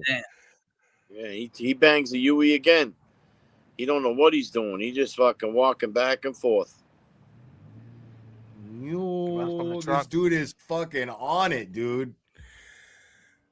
Yeah. I mean, of course the cops have to fucking stop that guy. You know what I mean? Like, let's be real. Yeah. He's gonna get himself hurt. Yep. It's about to He's go not down right here. and he don't look like a Now, threat. they He looks scared. He looks lost and scared. Right. He's definitely not a threat. He's just, but He's he just needs to be scared, like, man. you need to sit his ass down the and be glare is- like, hey, yeah, he needs to be. do you know where you Yeah. are? Do you know what your name is? Do you know what year it is? Blah, blah, blah, that kind of shit. Whatever the Right. fuck they ask you in that situation. And exactly, it's about to go down right now. Everything you just, I mean, that's you're on point, and that's what happens. But this is where it gets out of hand, and you're about to see it. If you're looking for a business with the ad, okay. business loan, Sorry, an God, I was SBA loan just is thinking one of I your need a best options. SBA Why is loan. that? Just You're looking for SBA. All right, so here he is. He's in the street now. The cop sees him. This is when he takes the corner. The cop comes right around the corner. I mean, people Here we from go. their cars. Exactly what you people, said. Here we go. People from Here he their is. cars. This is when it call all the goes cops. down. Yep. He Now look, leans the into cop's just cop talking to him car, right here. says something. Cop says, "Get back on the sidewalk." You know how that goes. Once you get on the Yeah. sidewalk, let's talk Do you over have- here. Do you have some ID? Yeah. he could have been like, "Hey, what's going on, Francis? What's going on today? What's happening?" You Yeah, know he what? could have known exactly. He could have known Exactly. him. He could have known him, you know? And I think this cop did. He knew his background. See how he pointed to and the he knew his sidewalk? He told him to get situation. Yeah, like Because that's the same cop that, Now that look, see how he acknowledges jumped that, his yeah, shit? right there, he should have put him on the hood of the car and fucking cuffed Right. him. Right there. But look at him. He's Right got there, his arm. right He's there. Oh, it grabbing gets his better. arm. Watch it. Look at, he's holding him. Don't go on You the street. fucking you throw him to the fucking hood Now of the here car. comes you his cuff- friend. You cuff him and then you say, "Hey, calm down. You're not in trouble, but you're acting a little weird, and we just want to get to the bottom of it. Make and sure he- you're and okay." The cop That's what could you be, do. The cop could be saying, "Hey, sit." Glary, like you said, you sit down. had a lot of.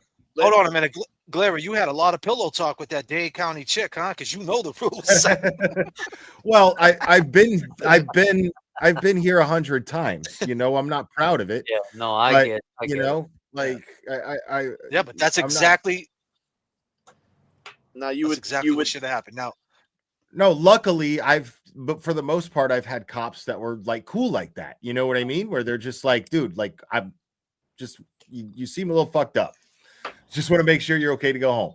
You know, and then they let me go home. You know what I mean? right. Check But it out. that's my wild days back in the day. Yeah, hell yeah. Many moons ago. many So moons now ago, here we yeah. go. Now she's talking to him. He's talking to him, right? Like you said, they could sit him down. They could get him some water. Everything like you said. To talk to him. He's got his hand on him. Now she put the gloves on like he's getting lugged, Yeah. and he's got his Soon as- hand. He's holding his arm. Do you have Bob's holding do you his have arm. anything? Do you have anything sharp on you that's gonna stick me? he's like, "Nah, I got my cell watch phone. this. That's all I got." Now watch this though. Here we go. Watch this. 5, He's like, 4, hey, look, 3, a bird. 2. See you later. I'm gone. Yeah. I'm out of here. Look, you knew he was about to run, and you still don't put him down. And guess what? You Right. let him run. Now look. Now he's What do about you- to be gone. Look at this. Now look at this. Watch this, Clara. Watch this. Boom. Dude, Gone. Now they're See- chasing him, right?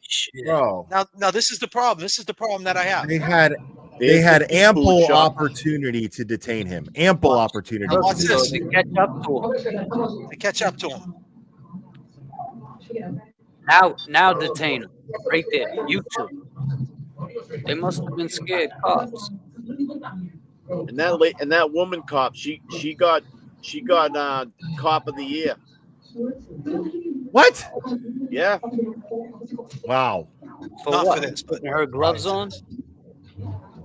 prior to this, bro. Prior to this. Put the context to it. Not for this. So look, now the cop got him right there. He's right there. Got his hands up.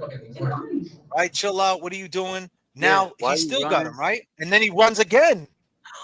God, You're damn. letting him run again. Now you walk I mean, all this the way is down the street. Now, yeah, now his boys Yeah, show now up. Now two all the more boys cops show up. going, Yep. bro. I mean, And now, like, they wanted this to happen. They wanted a bundle. Now the other thing, Clara, we you know what I we mean? said- Like, it's crazy that it's what it's like. What the fuck? Yeah, it's like, there Look at comes this the shit. goon squad. But in all What are reality, these fools doing? look at him. He's Now trying watch to, this. This is the good. This is the part right here. This is a different angle right here. So they're trying. He's trying to run in there. This place is big inside. It's not small. Like it's a little bit spacious. He could have wanted AC. Like I said, it's 95 degrees. He might have knew somebody in there. He just wanted to go in there. At that point, you didn't arrest him 3 times when he ran from you. He's probably like, all right, man, I had enough. Get away from me. You know what I mean? look at this but younger is what really generation all happened. with their phones out, though. This shit, that pisses me off more than anything. I get it. They want to record, go viral, like Too Tall said. Go viral of throwing some water on one of them or something. Man. All right, so here's the other angle you're about to see in 2 seconds. They all come running up. Watch them come. They pop out like roaches. These cops. Boom. More of them. Jesus, dude. Detectives come. And that detective in the tan shorts, man, he just jumps right on top of all these cops. He holds them down. Here he goes. There he is. Dives right on. Girl's pants are still unbuttoned, whatever they were doing. God damn. And here comes the dude with the camera. Leave that boy alone. That boy got issues, he says. Leave that boy alone. That boy got issues. Someone's telling me that Francis's cousin is in the chat right now. Who, Becca? Now look at this. I want you to look at this. I want you to look at this right here. Now he's making his way. Yeah, Becca's in the chat probably. Becca, what up? If that's you, what is up, Becca? Becca? In here? Yeah, we took Let me Becca see. on I'll the look. show. Go ahead, Dick. You should. Nice to meet you, Becca. So this is the. Is that you? This is the. Yes. This is the angle of. This is the angle inside Bradford Seafood. So now he's telling the cop. Hold on. Get Let off. me grab another monster before you play it. Go ahead. Go ahead, brother. The fuck, Becca. Here we go. Becca, if you have any information on this weekend standouts, anything you want us to announce, just type it in the chat, and that'll get posted up. Told you we got your back. We ain't going nowhere. J.F.K. Shout out, real quick. I'm sorry, Kev. Shout out to Dennis Sweeney. I heard you was at the last standout, and hopefully we see you this weekend. Yeah, shout out to Dennis Sweeney for What I was sure. saying earlier, JFK, about when I said the scooter at the store, on the far right side there was somebody on a I seen him. It looked like the same dude that did the handoff. He was on a black stand-up, like. Yeah, probably was. I mean, which I never seen probably the was him. handoff. No, we never saw the handoff. So I would never look for that stand-up scooter like that. You know what I mean? But I did this time when we just watched that video. That's what I was trying to. We never picked that dude out on the stand-up. It happened right around. We'll have to circle back. Yep. So this is inside Bradford Seafood. The same cop who initially rolled up on him the first time, he goes in his pocket, and that's when he couldn't take no more, and he decided to bundle him. So he's running in there. The cop goes in his pocket right here. See? He reached in his pocket. He did. Francis is like, "Get off me! What are you grabbing my phone for?" Yeah, he's trying. Right, and that's it. It's over right there. He grabs his phone. He's trying to get in there, and that's it. This is. He's just trying to get in.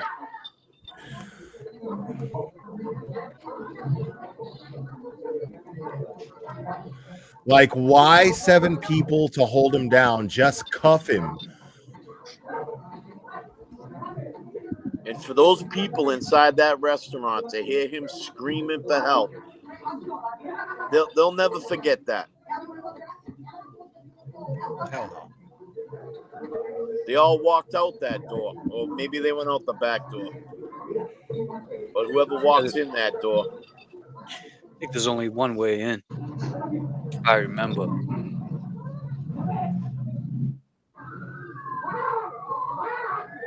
Ow.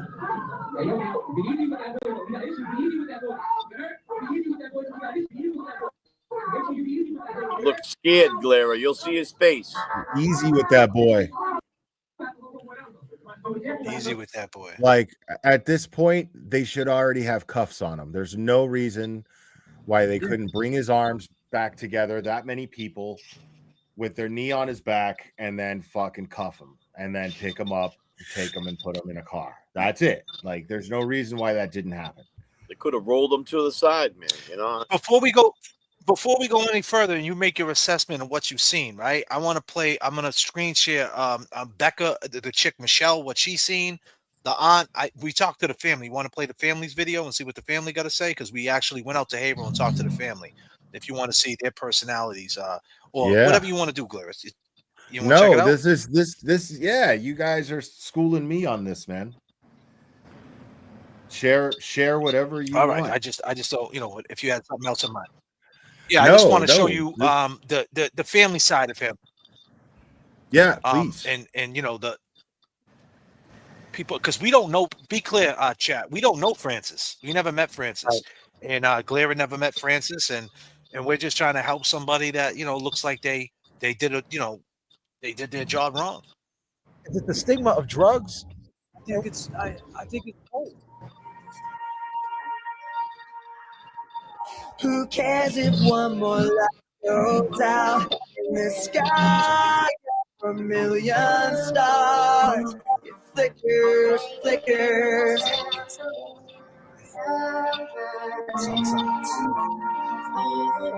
It's easier said than done. They're pumping them. We're here with the aunt of Francis Gigolotti. What's up with the April police out here? What's your view on them? What do you think should happen to them? I think the ones that did it to my nephew, they should be gone. Me and my sister think that they should not be working on the force. They shouldn't work with somebody that is in that, it could happen to anybody, and now, I don't know, the Haverhill police are just, they're bullies. Have you heard anything from them? Nope, we never even heard anything. Now, what's going on with Francis's services? We're working on that right now, so finally got him back, and, hopefully it'll be up. We'll find out this week exactly when it is. That's the services. I just posted that. That was before it happened. Working with his fiance and my sister to get this done and get him taken care of, So check this out. I'll go to Tuchel. See if we can get that up and going. Everybody has a bad moment, and this could have happened to anybody. To anybody. And you're from Haverhill. What can you tell us about the Haverhill police out here? What would be your description? And unbiased opinion. There's good cops, there's bad cops, but based on experience, what do you think should happen to the police officers in this case? Well, I think first of all, that should happen to anybody else. They should be in jail. They should be locked up. They shouldn't be getting paid at home right now. You know what I mean? And I'm a taxpayer. I pay taxes, so my taxes shouldn't be still paying for the paycheck to sit home doing nothing, facing a murder charge. Yeah, there's some good cops and there's some bad cops, but right now we got 7 bad cops that we gotta get rid of. They could have just stood him up, man. He could have yelled, stand up, yell for help all you want, stood him up, breathe and everything. But we got 7 bad cops. What's the temperature like out here? You're out here every day. You're on the side of Francis. What's the temperature with the police? Meaning, how have they been acting? Have they been harassing? They've been supportive? What has it been like? They've been harassing, a lot of harassing. To keep it 100, I'm gonna keep it 1,000. They've been harassing. They want to stop it. They want to keep people intimidated around here because for so many years they've been getting away with breaking the law. The cops have, because the internal affairs they're corrupt themselves. This Haverhill PD is corrupt, and they harassed everybody. They don't want people. The little girl. That's why everybody got chalked today. Because I love this guy's shirt. Yeah. Whatever. That's why everybody Whatever. Garfield. Too tall. He was a good guy, man. He seems like a cool guy, man. Let me say this. This is a little personal. When you found out Jigga passed, how did it hit you, man? I was hard. I was in the White Mountains with my family, and I seen that video. I left my family in the White Mountains, and I drove 2 hours down here just to take a picture and leave a candle over there, because I seen that the cops didn't even put a yellow tape up, or they left the rug that the man died on still out there. They're not doing no investigation, no nothing. So when I seen that, I just had to come down here. It still gives me chills to this day. I can't even see that video like that, to be honest, because all I hear is the help. I understand everybody want to take out their phones, but man, throw cold water on them cops, do something, you know what I mean? I agree. Just stop taking out phones, bro. I know you guys talking about where everybody want to go viral, but go viral for throwing water on the cops, for breaking it up, you know what I'm saying? I agree. It's also I didn't these even know he said neighborhoods that they just feel like, almost like let them handle each other, let them kill each other off. Like, who gives a shit? This was a man that just had a mental issue. He was no threat.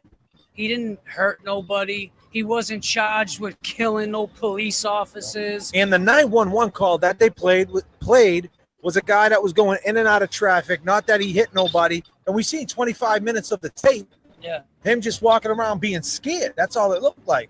And from what I was told, and I think you were told too, Francis was approached by the first officer, and he was trying to help him. And the first officer showed up, he really wanted to help Francis, get him in the car and get him the help he needed, bring him to the hospital. But then his buddy showed up.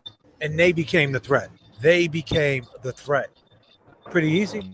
It's pretty simple. I mean, it's basic. 7-on-1. Come on. Tell them again, James. 7-on-1. Basic. Basic. Every city has its own little reputation, and unfortunately, April has one. It's connected. It's not too far from Lawrence. It's Essex County, and there's addiction out here. There's addiction everywhere. Everywhere. Some places are more blatant than others. You see it more, and this is one of them cities that you see it if you open your eyes. But that doesn't mean Francis Gigolotti, even if that was the case. If that was the case, he did drugs. He wasn't a threat. No, it doesn't mean you kill him. 7. We're live, Haverhill, Massachusetts. Who do we have here today? My name is Becca, and Francis is my cousin. He's your cousin. Wow. First off the bat, I just want to say I'm sorry for your loss. It's horrible what's going on. If you had one word or a couple of words to describe Francis, what would it be? The most important one is that he's loyal to everyone that he knew and met and loved. Lovable. He was loved by everyone and loved everybody in return. He had an energy that's not matched. It's unmatched. Really. He was the oldest cousin in my family, and he gave everybody the nickname Cuzzo. We're all Cuzzo. We're all his little Cuzzos. He's our big Cuzzo. So, you know, he was literally the best. R.I.P. Francis, for sure. Jigga, let me ask you this. How was he moving out here before he passed? Meaning, what was he doing? What was his spirits like? From what I see, it seems that he was getting his life together and starting a business with his friend and living life out here. Hardworking man. That's another thing that he is a very hardworking man. And, you know, supporting his family, his fiance, his stepdaughter, his mother, the people that need him out here. Now, he was a bodybuilder, right, too? I mean, he looked like $1 million, this guy. Right? Look at this What dude, can you say about that? You see him train or, throughout your life? Oh, yeah, he's always been like that throughout my entire life. Push-ups. When I was little, he used to have me sit on his back while he did push-ups and stuff. And that's awesome. Random things on the street, he'll do chin-ups and stuff. Always been like that. Always been physically fit. I can't do push-ups awesome, around Definitely Clubber. He jumps on my back. To segue off that, you seen the videos that came out, horrible videos. What did you see when you seen them videos? This is my first time actually speaking on it, on camera, and it's overwhelming. It's a lot. I saw my cousin beg for his life until his last breath. I literally heard his last breath. We all did. We all did, and we heard the last words. Yeah, awful. And there's nothing that I wish I could do more than to just jump through the screen and help him, because no one deserves to die like that. I don't care who you are. No one deserves to be like that. Nah. It's okay. Who do we have here today? My name is Michelle Rooney. I'm Francis Gigliotti's fiance. Wow. First off the bat, I want to say sorry for your loss. Thank you. Horrible situation. Absolutely disgusting. Yeah, absolutely. I'm just I'm still in shock. It's been 3 weeks and a day, and I just, like I said, I'm beside myself. We want justice for Francis. We're not getting anywhere right now. We're not getting any police reports. We're not getting any answers about anything. And these police need to take that's weird for what they did. Absolutely. Let me ask you this. How was Francis moving out here? Meaning, what was his spirits like prior to his passing? He was born and raised in Haverhill, and he just loved it. He knew a lot of people. A lot of people knew him. Everyone loved him. No matter where he went, he was always quick to help somebody out if they needed it. If somebody was moving and he was walking by their house, he would say, "Hey, do you need any help? I'll help you." He would help out the homeless. He's a very giving, caring person, and he would do anything for friends, family. He was just an all-around good guy. I mean, he was one of a kind. All right, I was just talking to Becca. He impeccable shape at one time. What can you speak to that? He's dedicated, huh? Oh my God, yeah, absolutely. I mean, he was very dedicated to working out and keeping in shape and eating right and taking his vitamins. And yeah, he took pride in his appearance. Always, dressed to the T. He looked great that day he too. did. Yeah, he did. He did. He was just he was the greatest. He really was, and I miss him tremendously. And it's so hard. It's very hard just trying to make it through the days without him. It's hard.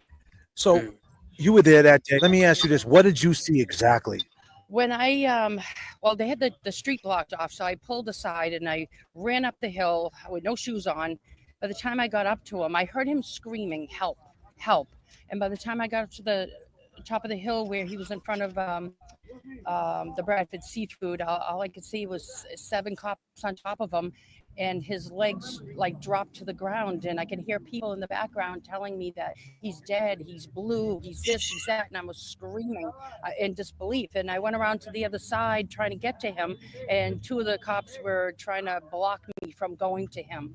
And all I could see his face turned to the right of me, and that's the last time I saw him. His face was blue, and the cops continued to stay on top of him. Now, when they cleared the scene, did you still stick around after that? What happened is I went to the hospital, and again they tried to keep me from seeing him. I went into the room and I grabbed him by the hand, and and I rubbed his head, and I was like, "Please come back to me, please come back to me." And he was already gone because he was already dead in front of Bradford Seafood, and that's what took the ambulance so long to bring him to the hospital. It was a 20-minute ride. And 20 minutes? 20 minutes, because they went the long way, and I was already there with my daughter waiting for him to come in, and they didn't even want me going in the room, and I wasn't going to let anybody stop me from going to him and just holding him and just one last time. And it's very difficult. And I'm so sorry. That's what I get. I can't get those curdling screams out of my head or the vision of him blue. And I think about it all the time, and the videos just keep resurfacing like every 2 seconds. Thank you for doing this. Yeah. And I'm so sorry for your loss. And this is real emotion, ladies and gentlemen. And we're going to try to get justice, and we are going to get justice for Francis. Absolutely. Thank you. Yo, I got to say, before anything else, I got to say, excellent coverage on this case from all you guys, man. I am beyond impressed. Because it's I mean, the way you guys have been so respectful to the family, and they seem very comfortable sharing their feelings with you. And there's a good reason for that, because you guys are genuine. You guys are just genuine guys. And so, like, big shout out to you, and big shout out to the people with their cell phones filming that shit and documenting that shit.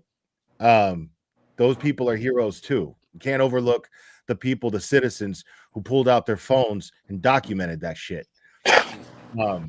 So bless you. Yeah, I bless you. Yes, I truly hope that this family gets the answers that they're looking for.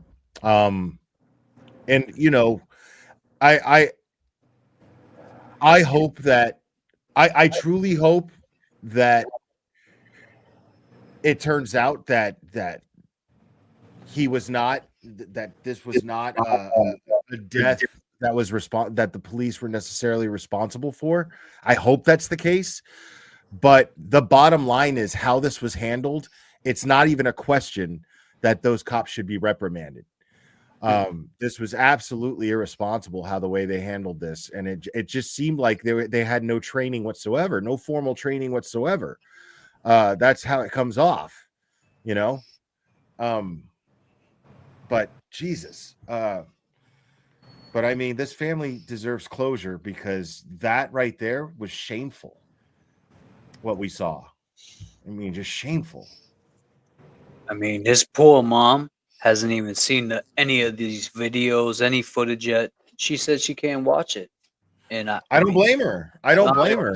I don't blame her either. You know, she's been through a lot already with losing a son and a daughter before Francis. Now she's lost all 3, and she probably just wants to remember him. She doesn't want to remember him as that being the last thing she sees of him. She wants to remember him how she remembers him, you know. So I don't blame her at all. Yep, got to respect that. Absolutely. I just want to say that what it comes down to, right, for us, it always came down.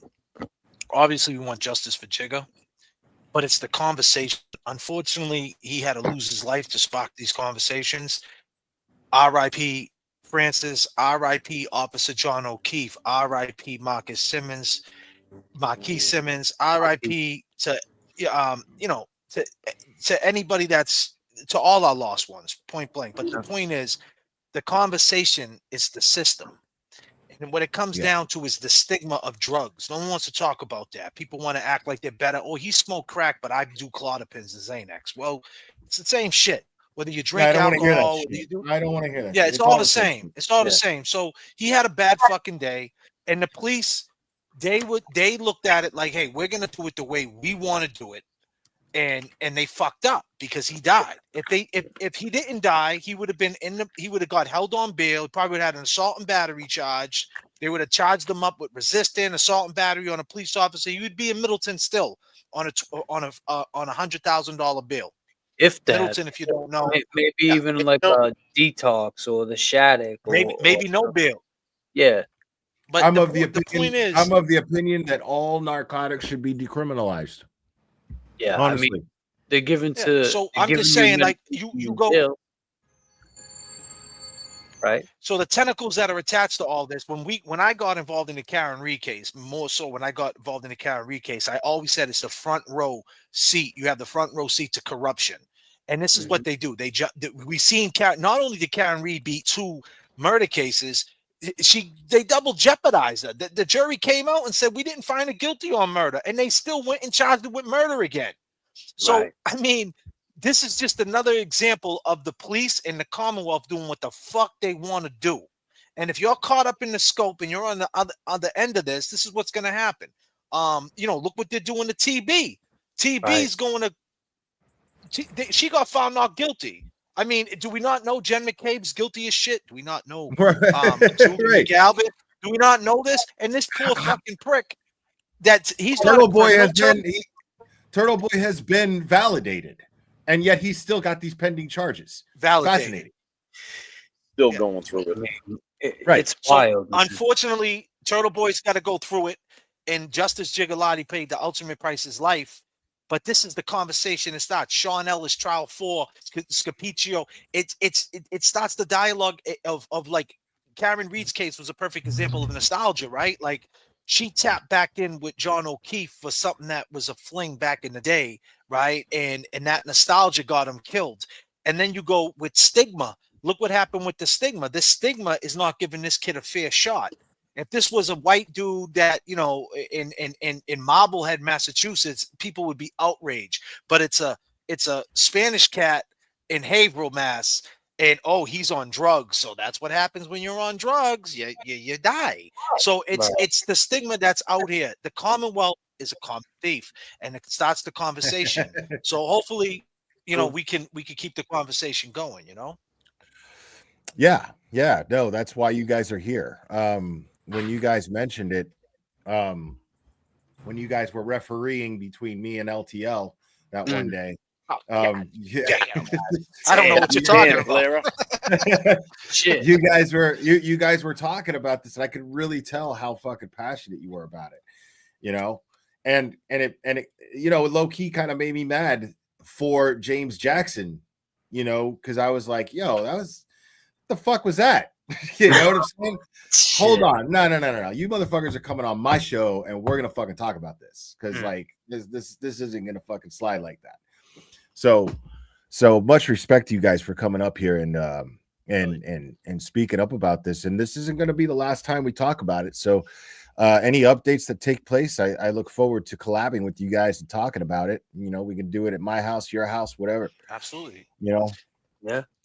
We definitely got to get you. We definitely got to get you on.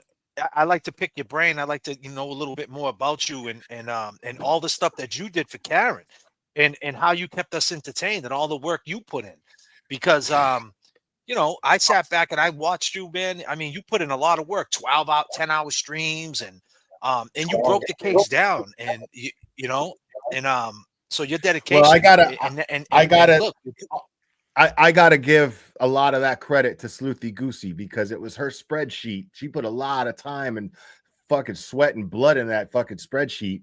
And that was my template to be able to educate myself on the case. And so basically I just used that spreadsheet the first time I went live about the case. And a lot of the people from the community just wanted to hear a new person talk about it. And so they just watched me educate myself on it, which is really cool. But it was thanks to Sleuthy Goosey spreadsheet that I was able to do that. Yeah. Like I never tried that before, but for some reason it turned out to be good content because I had just like told a whole nother community to go fuck themselves. I was done with them, and so I was like, I'm just gonna fucking dive into something new and see what happens. I don't expect to get any viewers. And then it turned out that there was this whole community behind this that I didn't even realize, that every local was talking about this case, and I didn't even realize it. And then Boston just kind of fucking adopted me, and I've never. And let me just say this: that's the other layer. That's the other layer that you might not know about. Like as far as you now, you're starting to understand how fucking shady the Commonwealth of Massachusetts is. Sure. And now we're just peeling off another layer. Like, look at this, Clara. Look at this. Did you know this? And did you know that? And it's just crazy because if you just highlight what's been going on in the last couple of months, you have a cop in Andover, Massachusetts, a woman who has a 5-month-old baby that's got postpartum. They're holding her without bail. She's a cop. They're holding her without bail, but yet right down the block, up the street, 45 minutes in Norfolk County, they got a and that's the murder one. One. Oh, go ahead. How does Tim Bradle come into this case? He's taking doing the the civil lawsuit, suit. whatever. The civil for the suit, family. and he's representing and he's got the criminal family. Case. And the Yes. criminal case is with her.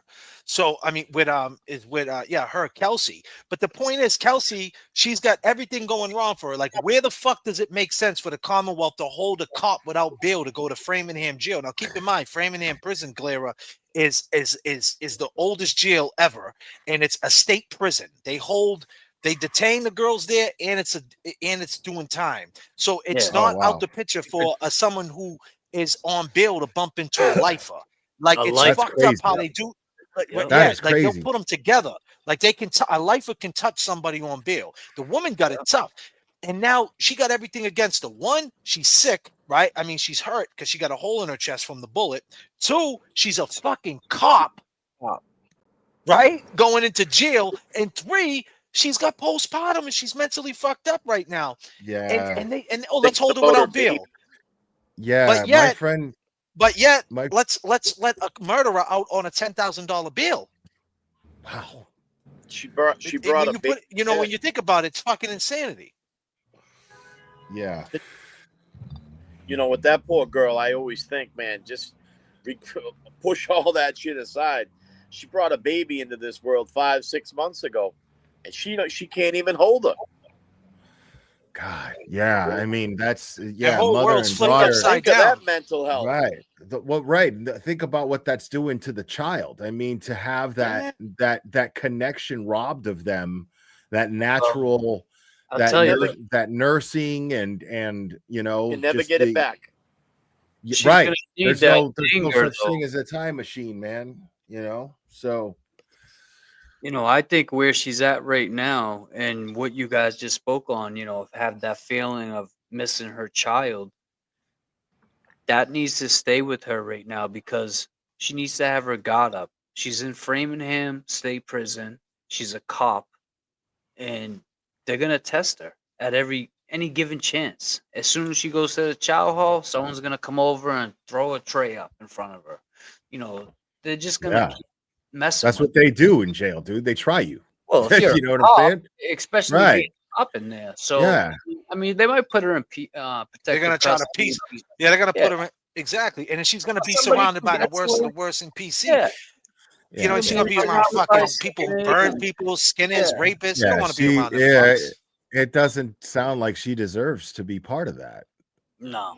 No, but here's the thing. It's back to the system. Let me just say this. It's back to the system, what you said. Oh, really? See, that's Yeah, this is good. If Melanie Little is following the case, like if she gets her, That's awesome. If she gets her talons into that shit, like, because she's got a hell of a following right now. Yeah. It's back to what you said, though, DeGlera. The cop rolls up to the scene, asks him questions, puts him in cuffs. Hey, you got to calm down. Gives him a water. You know what I mean? And navigates his way around the mental health issue. That's what he should have done. That's what should happen. The same thing with bail shit. So why is a cop, a cop that never she's been out arrested, on a bail? cop, you hired a cop. Oh, she got out on bail. That's good. So they flipped Okay, it. that's good. How did she get out on bail? I heard that she was whatever. How they did it. Davies But the said- point is that. So here's the thing. The point of the matter is, on a bail hearing, how do you hold her without bail? Like, how do you find her unfit for bail? You know what I mean? So that's how fucked up the system is. The same thing they did with Karen. Like, how do you put this case on them? How do you not charge these people? And like, the point being is like there is law, and point blank, Karen should have got the case should have been dismissed with Karen right when they found that Proctor knew Brian Albert, just from conflict of interest, just off the bat. But they didn't do it. And that's the corruption part of it. People got to understand the law is the law, whether you hate it or love it. Yeah. And that with that Kelsey story too, this, her, the father of that baby, he was a firefighter in that town. There's a connection there between, maybe some favoritism or, it'll unfold as the case goes on. I'm sure there's going to be a lot of key players that'll get brought up, with how this, it just moves so fast. The serving of the warrant, the removing the child. It just, it all happened at once. So Wait, I mean, excuse me, you said he's a cop too? No, he's a firefighter. I mean, they work hand in hand. They're on the same scene. They're waving. They're saying hi. Oh, So- okay. This is 4 hours ago. North Andover. That's a tough case, Yeah, it happened today. They let her go. She probably went to bail reduction. Yeah, I mean, they always have a bail hearing, surrender hearing, bail. Oh, well, You not know, surrender. And I also think, She dodged the bullet. She dodged the bullet. No pun intended. I am for sure on this is that earlier, when she first had the baby, there was, she was going through that postpartum, and she might have threatened herself or something like that in front of the husband or the boyfriend, and that's what kind of sparked this whole thing off, which she needed help. I mean, think about it. I always think, when I think of that case, I think of, here's a woman police officer. I mean, her schedule, it must be crazy. A single woman, not married, and she's a cop. I mean, that's a crazy schedule, and just in that, she's changing her whole lifestyle. Now she's, she just had a baby. She's out of work. She's not doing the normal thing that she was doing, And if someone else in that family's working, those are tough things, I mean, that kind of, the women need a break. You know what I'm saying? I mean, they need that guy to step in and say, "Hey, let me do this. Let me, let me help you out." I mean, you got a firefighter and a cop. That schedule's a busy schedule. Listen, man, women are the most amazing things on the planet, bro, because they are incredibly delicate, but the strongest fucking people in the world, like at the same time. Like when I get sick, and most men get sick, dude, like it's the end of the world, bro. You're laying in bed like, oh, please, can you make me some soup, bro? Right. Women, that's not an option. Women got to move. Women got to go. They get to work. They go to work. They fucking, you know what I'm saying? And then they still baby your ass. You know what I'm saying? When you, but when they're sick, it's not an option. They're dropping off the kids. They're picking up their kids. They're doing whatever the fuck that needs to be done, and they get it done. And there's no excuses. Like, I worked in a tattoo shop for like 10 years, dude, as a body piercer. I can tell you right now that women are way tougher than men. Like, way tough. I'm telling you right now. Like, women will sit there and get a fucking tramp stamp and sit through a 3-hour tramp stamp and talk and chill, right? Whereas fucking like a dude is getting a fucking scorpion. I remember like a rib piece.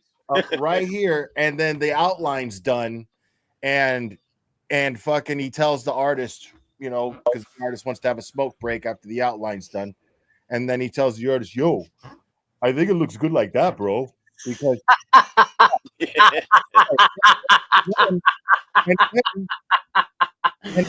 oh shit! my boy Mike. This happened with my boy Mike. My boy Mike was like, "No, dude, sit your ass fucking down. Sit your ass down. We're finishing this fucking thing because you know his bitch ass is gonna go around town and say tattoo artist fucked me, bro. You never finished it. You Mike won't finish sucks. it." Yeah, right. No, bitch. Sit your ass down because you're not gonna fucking do that shit. You're not gonna pull that shit, bro. Wow. Like, yo, I saw a dude. His name's Federico Ferroni, dude. I saw this dude fucking tell a dude to fucking strip because he didn't have money to pay for his tattoo. So what? Like, what he was that badass of a fucking artist and had like a waiting list, right? And like, look him up. He's amazing. Federico Ferroni, amazing. And he was tattooing a gauntlet on this dude's hand that went like this, like, right? And he like did sessions and sessions, and every time he just, you know, give him a nice price at the end, where all the other artists didn't have it like that. They had to take the money up front, but he had it like that to where, like, no, man, just we'll work it out, see how many hours we do, and then you know. Right. Yep. But this time he finished the tattoo, and the dude was like, "Oh, I didn't bring any money with me." And Fetty was like, "What do you mean?" Like, yo, he's like, "That's a video camera, right? Let me see that." I'm holding on to that. What kind of shoes are those? Those are fucking Jordans. Give me your fucking Jordans. Like, strip, motherfucker. Straight up. Yeah. And Fetty did, like, he does MMA and shit. He would have fucked that guy up. But he was serious, dude. Like, yeah, totally. Like, these people fucking, yeah. But like, I don't know. I got off the subject, but women. I got off the subject, but women are tougher than men, dude. Like way, like, I mean, having babies and shit. Oh goddamn, that's man. crazy. That's fucking wild, bro. I mean, what? Well, that's why I think women were built to be stronger than us. They can have babies. I mean, like you said, I remember being sick and just crying like a baby over like something, you know, stupid, and my girl would be sick and she would be waiting on me like hand over fist no matter what. You know, so yeah, women, shout out to all the women out there. Facts. Strong women, single mothers. Amazing. Yeah, bro. Like every dude whose nipples I pierced. God damn, got at least lightheaded. No, I swear to God. Jared, just let him got up. it. I need to see got it at in the least, chat. God. He got no. I'm serious. I had a dude from fucking just got back from Iraq, and he fucking passed out on me. Every woman either liked it or didn't give a fuck, but sometimes they like it, you know. But the thing is women's nipples are like meant for nursing. There's less nerves. Yeah. You know what I'm saying? There's less nerves. Men's nipples are way more sensitive, but every single one of them fucking pass out, dude. Every single one of them get lightheaded. I got to get them a gumball out of the machine. Yeah. So they get sugar in them and shit. Yep. You know what I mean? Like it was crazy. I was lucky my buddy was in the fucking shop sitting on the couch while I was piercing this fucking dude. Because this dude was huge, man. He was like fucking 250 pounds. Like, he just got back from Iraq from fucking blowing people's heads up, dude. Like, and then he fucking gets his nipples pierced and he fucking like, and he falls. And I'm like carrying, I'm holding the guy. I'm like, yo, Alfie, get in here, bro. Help me out. Get him a popsicle. By the way, I love that shirt that you got on, brother. I just peeped it. I didn't see it. Beastie Boys. Nice. Oh, I always love the Beastie Boys, man. That's the same. I was rocking that. I have a pin, same logo. I had it on the Happy Gilmore hat. That's the original. That's the OG. That's the OG logo right there. Yeah, the beasties. So let me ask you this, right? To shift a little bit. Today, in the car, Howie car. Karen Reed was on Howie car. What's your take on that? There's some controversy going on with. I spoke on it earlier before. I did a little opening act for the Glare show, and I spoke on it, and I said, it's the machine, right? Like Howie. I got nothing against the guy, but he doesn't really care about feelings. He just cares about what he cares about. I think that it was kind of messed up. I think TB, because not for nothing. Let me just paint the picture real quick, Glare. No, I'm dying to Holland, hear your take on Massachusetts. this. I think. So Holland, Massachusetts, from Needham, Massachusetts, is very close. It's like a 35-minute, 40-minute ride. It's nothing for Turtle Boy to go to the studio and be a fucking fly on the wall. It's good for business. It's Right. what's good for business, right? At the end of the day, it would look good. The aesthetic would look right. Just Turtle Boy being there. He doesn't have to talk. He could just say, "Hey, what's going on, everybody? I'm in the building." Who gives a fuck, right? But instead, we can't configure the configurations of the moderations of the monetization, like all that bullshit industry shit. And that's the stuff that Turtle Boy, like, not for nothing, he's familiar with it, but he hasn't really been through it. Now, I have been through shit like that. Me personally, I would have showed up to that fucking radio station and would have been in the parking lot and said, "Yo, I'm rolling in with you." You know what I mean? That's what I would have did. But but hold on a second. Not everybody's like you, JFK. Not right? everybody's like you, JFK. God Right? damn. But that's what I would have did. But now Karen, she knows. I don't want to put the blame on Karen, but then again, Karen does know how this movement is and how sensitive things can get.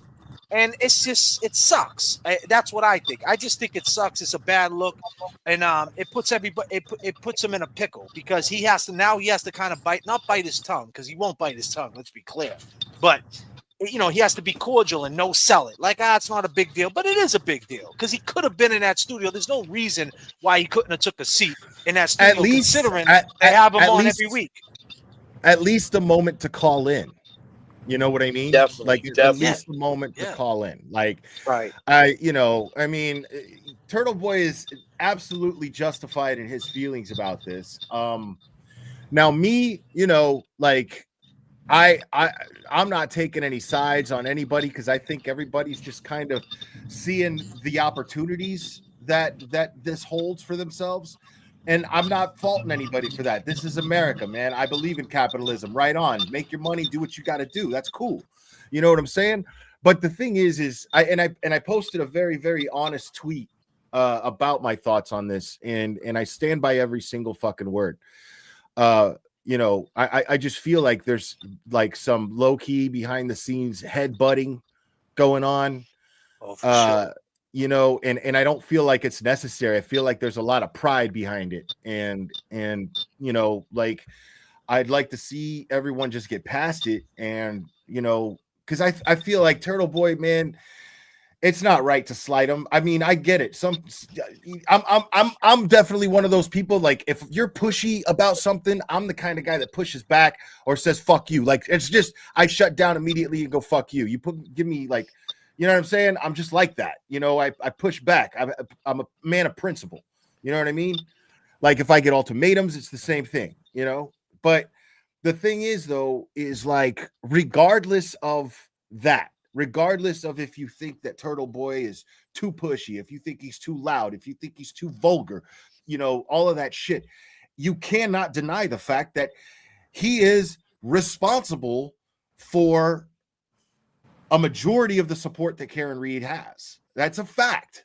That is not deniable. You just cannot take that away from him, regardless. Doesn't matter how you feel about it. Doesn't matter how he comes off. This is not something that can be denied, period. So it just comes off unappreciative, and I understand that. And I'm not saying that they don't appreciate him. You don't think I'm saying I understand. You don't think they know that? Hold on a second. I'm saying that I understand Turtle Boy's feelings about it. Absolutely. And I understand being like, you know what? Fuck all that, man. I don't need all this shit. I'm trying to do other shit. I'm being sued, So I understand their side of it, but I'm also understanding Turtle Boy's feelings about it because it wouldn't have killed nobody to let the man call in or at least be like, yeah, man, I'd like to definitely thank Aiden Turtle Boy, especially since he's a regular on Howie's show. Right. You know what I'm saying? And Howie not giving him a shout out, I thought was kind of low. You know what I mean? Like, you know, I like Howie still, How about but Karen? She didn't give him a shout out either.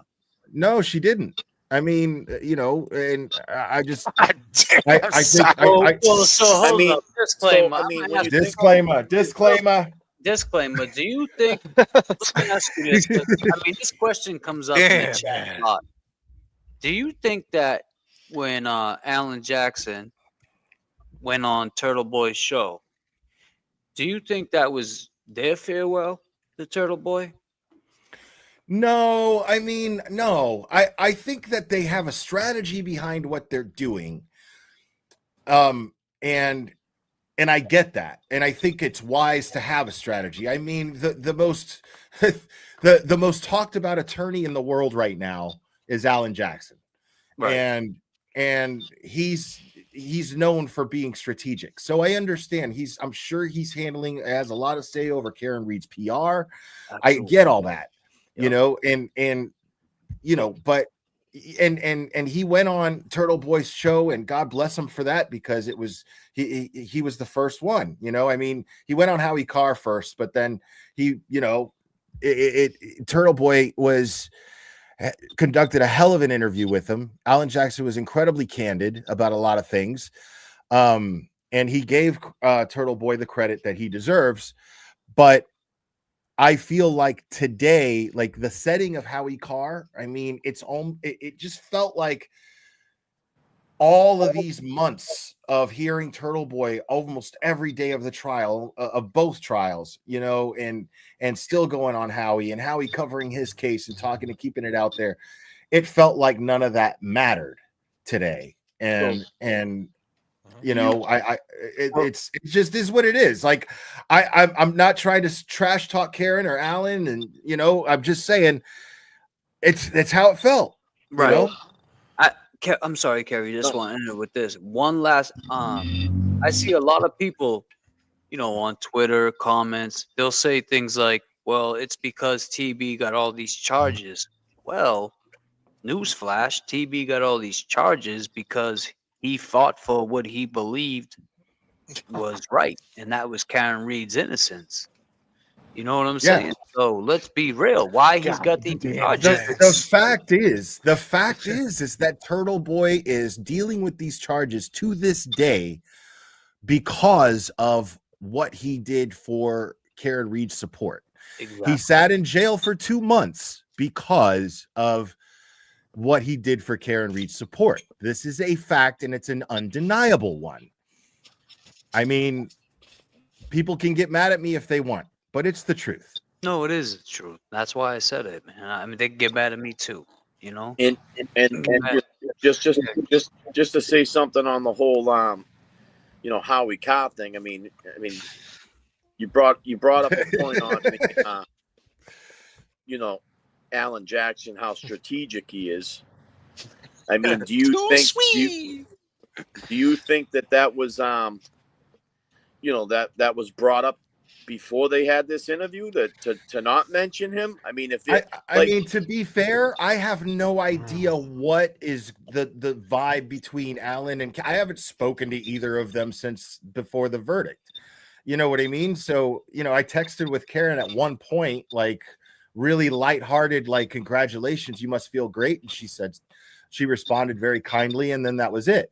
But the whole thing with this is you know, to be fair to them, I don't know what their reasons are. I don't know what is going on. I don't know if it has anything to do with the civil case, and it's a strategy to probably keep Turtle Boy at arm's length because it benefits Karen in the civil litigation. Maybe, I don't know. But I'm willing to give them, of course, that benefit of the doubt, simply because I've met these people. I know these people. I know for a fact, I've heard them tell me in conversation how much they appreciate Aiden. So I know that they do. You know what I mean? So it's not a question of whether they do or not. It's a question of, was it right or wrong to snub them today? on the Howie Carr show of all places? Is It was the big wrong. question. It was wrong. I thought it was wrong. Let me say that. Let me say this, right? First off the bat, let me just talk about the show, right? The episode that it was. First of all, the show was trash juice because to me, the guy's pulling out fucking tail light pieces. He's pulling out ducks. Listen, bro, what are you doing? You want to become a YouTuber now? I thought you were Howie Carr in the big studio in Needham. Why are you like making a joke out of it? But you know, but let me say one thing, right? There's another name that I didn't hear. There's one name that I have a pro. You know, I like this guy. He's a solid dude, good dude, solid, great guy. You know, his sister died of cancer. The other chick, the husband OD'd. He took the 2 kids in. Dude that got beat the fuck up and thrown on in the cold. Oh, by the way, he goes by John O'Keefe. I didn't hear that. I seen fucking tail light pieces and ducks and fuckery. Listen, Howie Carr, smarten up, buddy. You know what I mean? Smarten up. You're a grown ass man. You're an OG in the game. You acting like a fucking child. That's if you ask me. That's just my opinion. I think it was trash juice. Like you should have zoned into, you know, why ain't we talking about? I'm saying, why aren't we talking about? You have the opportunity. You got Karen Reed in the fucking studio right in your face, and you're not going to bring up John O'Keefe? Isn't that the whole fucking thing? He got murdered, and the murderers are free. Oh, by the way, you know who else is free behind that shit? Another murderer, a black dude. He raps. His name's Mizzy Cash. He's free too on a $10,000 bail because of what happened to John O'Keefe. And you know what? They're gonna keep coming home because of Proctor. All because on the heels of Proctor and the whole investigation in Norfolk County, people are going to come home. Right. And listen, there's another side of it that is like the criminal side of it aspect of, hey, if you can beat your case, beat your case. I'm not mad at you, but that's not what it's about. The compassion lies in the families that are going to have to sit back and really say, wow, my son's murderer got let free, or my son's murderer didn't get convicted, all behind a fat fuck named Proctor. Right. And then Howie Carr wants to throw tail light pieces up. You couldn't have something better else to talk about. So it was trash juice, man. If you ask me, that's my opinion. I mean, it was a big, it was a big commercial for his book. And I'm not hating on him for that, you know. So people writing books. I mean, dude, I'm thinking of writing a book. I know. I'm thinking of writing a book. Write a book. God you know damn. what I'm saying? Like, I mean, J.F.K, we gotta start writing books. My experience in this case is like the most defining experience of my life. You know, so like, I'm even thinking about it. So I'm not. That should be the movie, right? The movie should. I'm not hating on nobody. The movie, we should make our own. We should make our own documentary about the creators behind this shit. You know what I'm saying? Like, not the ones who the creators, like kind of like what Mark did with the Entourage, like the dudes that behind. That would be my perspective, is the YouTuber shit and all of it, like all of the fucking everything that I've seen on Twitter and all, you know, the people, like I would just, I mean, absolutely. It's a fascinating story. There are fascinating characters involved in the coverage of Karen Reed and Turtle Boy. I mean, just throughout the 2 years of trial, it affected everybody. Every morning, you're picking up your phone and you're looking to see what's new. Who's coming on? Who's talking about it? I mean, you woke up for fucking 2 years straight. What the hell, Karen Reed was a part of your day. Why is dude? I got to see the jury's face in person when the inverted video was exposed in court. Like, that's fucking. How the fuck am I supposed to like? How the fuck am I supposed to sit on that and not like have that as like somehow document that? You know what I mean? In my life, as a defining moment in my life, and not just it being a defining moment in all of our lives. I don't think it will ever happen again. You know, right? To have this is a once in a lifetime thing. This is like wherever, and we're not done. We're not done because still. I mean, let's be clear. I know for me and JFK, when we heard John O'Keefe's story, just like Jiggas, the family background, his sister, you know, the kids, that's why we really, really got into it. And then we figured out, oh shit, she's getting played. Then it was like, all right, now we gotta get into it for Karen too. But it was like, god damn, and then we got slack for it because where we come from, it's like, bro, it's a cop. Who cares? It's another cop. No, it wasn't just a cop. It was a human being. All right. At the end of the day, John O'Keefe seemed cool. He seemed like a good guy. Yeah. And so it just hit home. Like the way he handled Higgy's fucking temper tantrum at the waterfall was something of beauty. Yeah. You know what I mean? You got a real glimpse of the kind of guy he was, like he just did a little jig and smiled. You know what I mean? Like after the dude left and he just drank his beer and fucking he just drank his beer. He was like, whatever, dude, whatever problem that dude's got is his problem, bro. Couldn't believe it. Exactly. He couldn't believe he was in his mind. He couldn't believe that dude was acting up. He's like, this fucking dude, you're acting up at the end of the night, you fucking clown. Right, because dude, he didn't. I've said it before and I'll say it again. The motive for Brian Higgins was not Karen Reed. The motive for Brian Higgins was Brian Albert. He wanted to impress Brian Albert. I believe Brian Albert was egging him on all night, saying, "Dude, if you don't fuck that girl tonight, bro, after what you told me, then you're a fucking pussy. You're gay, bro. There we you're go. Fucking gay." Let's just parallel back to Jigger. And he was flexing to impress Brian Albert because Brian Albert was calling him a pussy all fucking night. Guaranteed. Let's parallel that exactly what you just said. That whole ride from New York, 6 hours. Right. Jay, real quick, let's parallel that back to Jigga, where they had 3 opportunities to put him in, detain him, put him in handcuffs, but they didn't. But as soon as the other cops showed up, it was time to show out. And now 7 cops on them. So because I wonder if at least one of those cops was like, this isn't right. What we're doing, like I got my boys' backs and everything, but this ain't right. What we're doing right now. There's got to be at least one of them that was thinking that. You know what I mean? I mean, we would hope so. This 7, right? And let's hope they speak up too. But yeah, man, it's just. Well, I'll tell you this. I'll tell you this, Clara. Right? When you think about what happened in the last month time, what's been going on in this summer, the summer of 2025. What a summer it's been. Karen Reed gets found not guilty, but one of the main things that sticks out to me, and today the Howie Cott thing that sticks out to me. We can go down the rabbit hole with that, but one of the main things is when. One of the main things that sticks out to me is that when Turtle Boy drove down the street and Higgins walked outside, was outside, and they seen him. Here's the thing, right? Here's a fact. If Higgins didn't really kill John O'Keefe and he seen Turtle Boy on the street, he would have not let Turtle Boy go.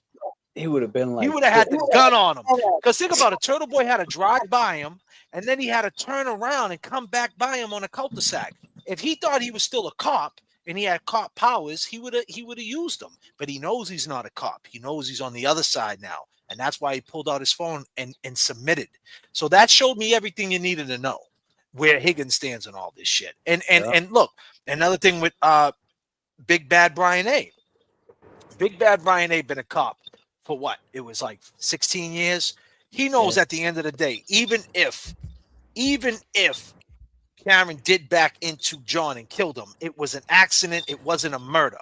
Right. When he decides to go on that station and talk about John O'Keefe, he said, I feel bad for the family. This guy got murdered. Like, why are you saying he got murdered? Like, you didn't even say, like, on a cop perspective, like, well, technically, I think she hit him and she left him and it's more like a manslaughter. He said, this guy got murdered. Like, what is he saying? Like, was he trying to frame up Higgins? Like, is that going to be his next move? Like, well, technically, I went in the house. Higgins could have killed him with Karen. I don't know. I'm just saying, like, the fact that murder came out of his mouth is pretty telling. Yeah. I mean, it was the same thing when Higgins called us and said, I appreciate what you and James but, what are you going to do when this comes out that she actually did it? And I don't understand all that, man. I don't know what it was him just trying to take the focus off himself. But we kept that focus on Higgins, just like we're going to keep the focus on you. That shit was brilliant, bro. That shit was brilliant, bro. Like, as soon as JFK says, "Yo, is this Higgins?" I fucking lost my shit because I was like thinking, like, is that Higgins? You know? And then, yo, the way it went down was hilarious. You wrong. You wrong. I was dying, bro.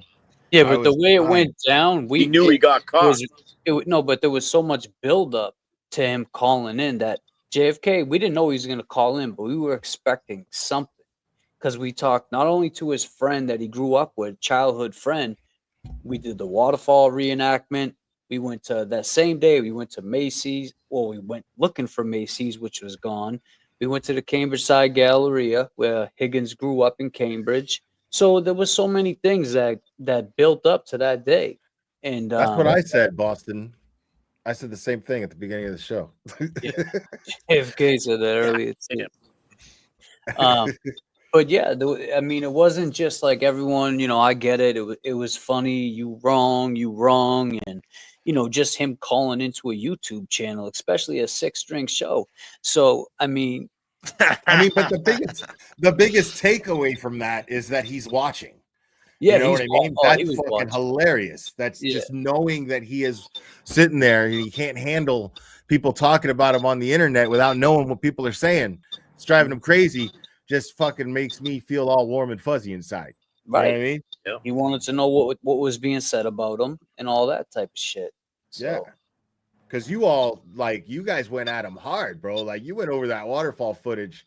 Like, I mean, bro, we were crazy, getting hit by people that knew him. They were like 7 months straight. Yeah. They're sending us all types of shit about him. So we would just let it out little by little. So he knew exactly what we were talking about. And he knew we were speaking facts. And now Higgins. Well, he likes us. He says he appreciates what me and James do, right? He likes us. Yeah. Hit us on email now. Kelly Reed loves you guys. Oh, yeah?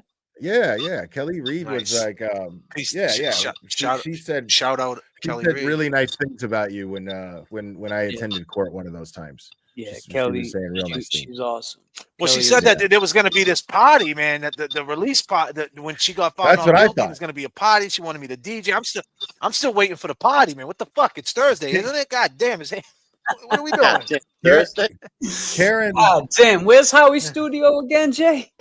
Karen invited me to this party, but it just hasn't happened yet. God damn! You got to invite to a party that isn't even hasn't even right. That hasn't even happened. God damn. Well, she's in the car with Howie. She went to Howie car instead. Yeah. What's he driving? Yeah. Subaru. Volkswagen. Nah, Subaru, safest car in America.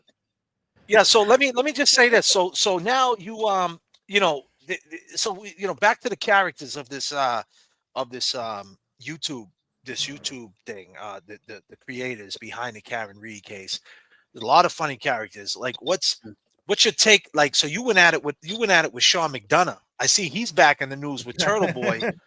And then what's going on with Sean, man? What's up with this guy, bro? And Sean is just like he's like the fucking thing that wouldn't leave, bro. You know what I mean? Like, I don't even sweat him. Like, he's just trying to come after me to get clout. You know what I'm saying? And like, I'm not interested, bro. You know, like, I just tell him to go change his fucking Depends, bro. I'm not interested in anything he has to say. I don't give a fuck about Sean McDonough. I mean, like, I saw that today. I seen it pop up on Twitter earlier. Yeah, I seen it on Twitter today. Well, only because I caught the end of TB's bus stop live, and he's like, "Oh, I'm going to talk about Sean on the Gulf tonight and something that happened in New Jersey." And I'm like, "New Jersey? What happened with the free?" He definitely got to be in the documentary, though. We definitely got. He's good for business. He definitely got to get Sean. Yeah, I don't know who the hell knows. Yeah, he's. You're done. Maybe I like Sean. Give us fucking McDonough. Give us fucking McDonough. Maybe because every time you get a super chat, his face pops up. He's sick and tired of it. He's like, God damn. Oh, here we go. I think we got a super dad. Super dad. I think we got a super dad. Super dad. Super dad. Super dad.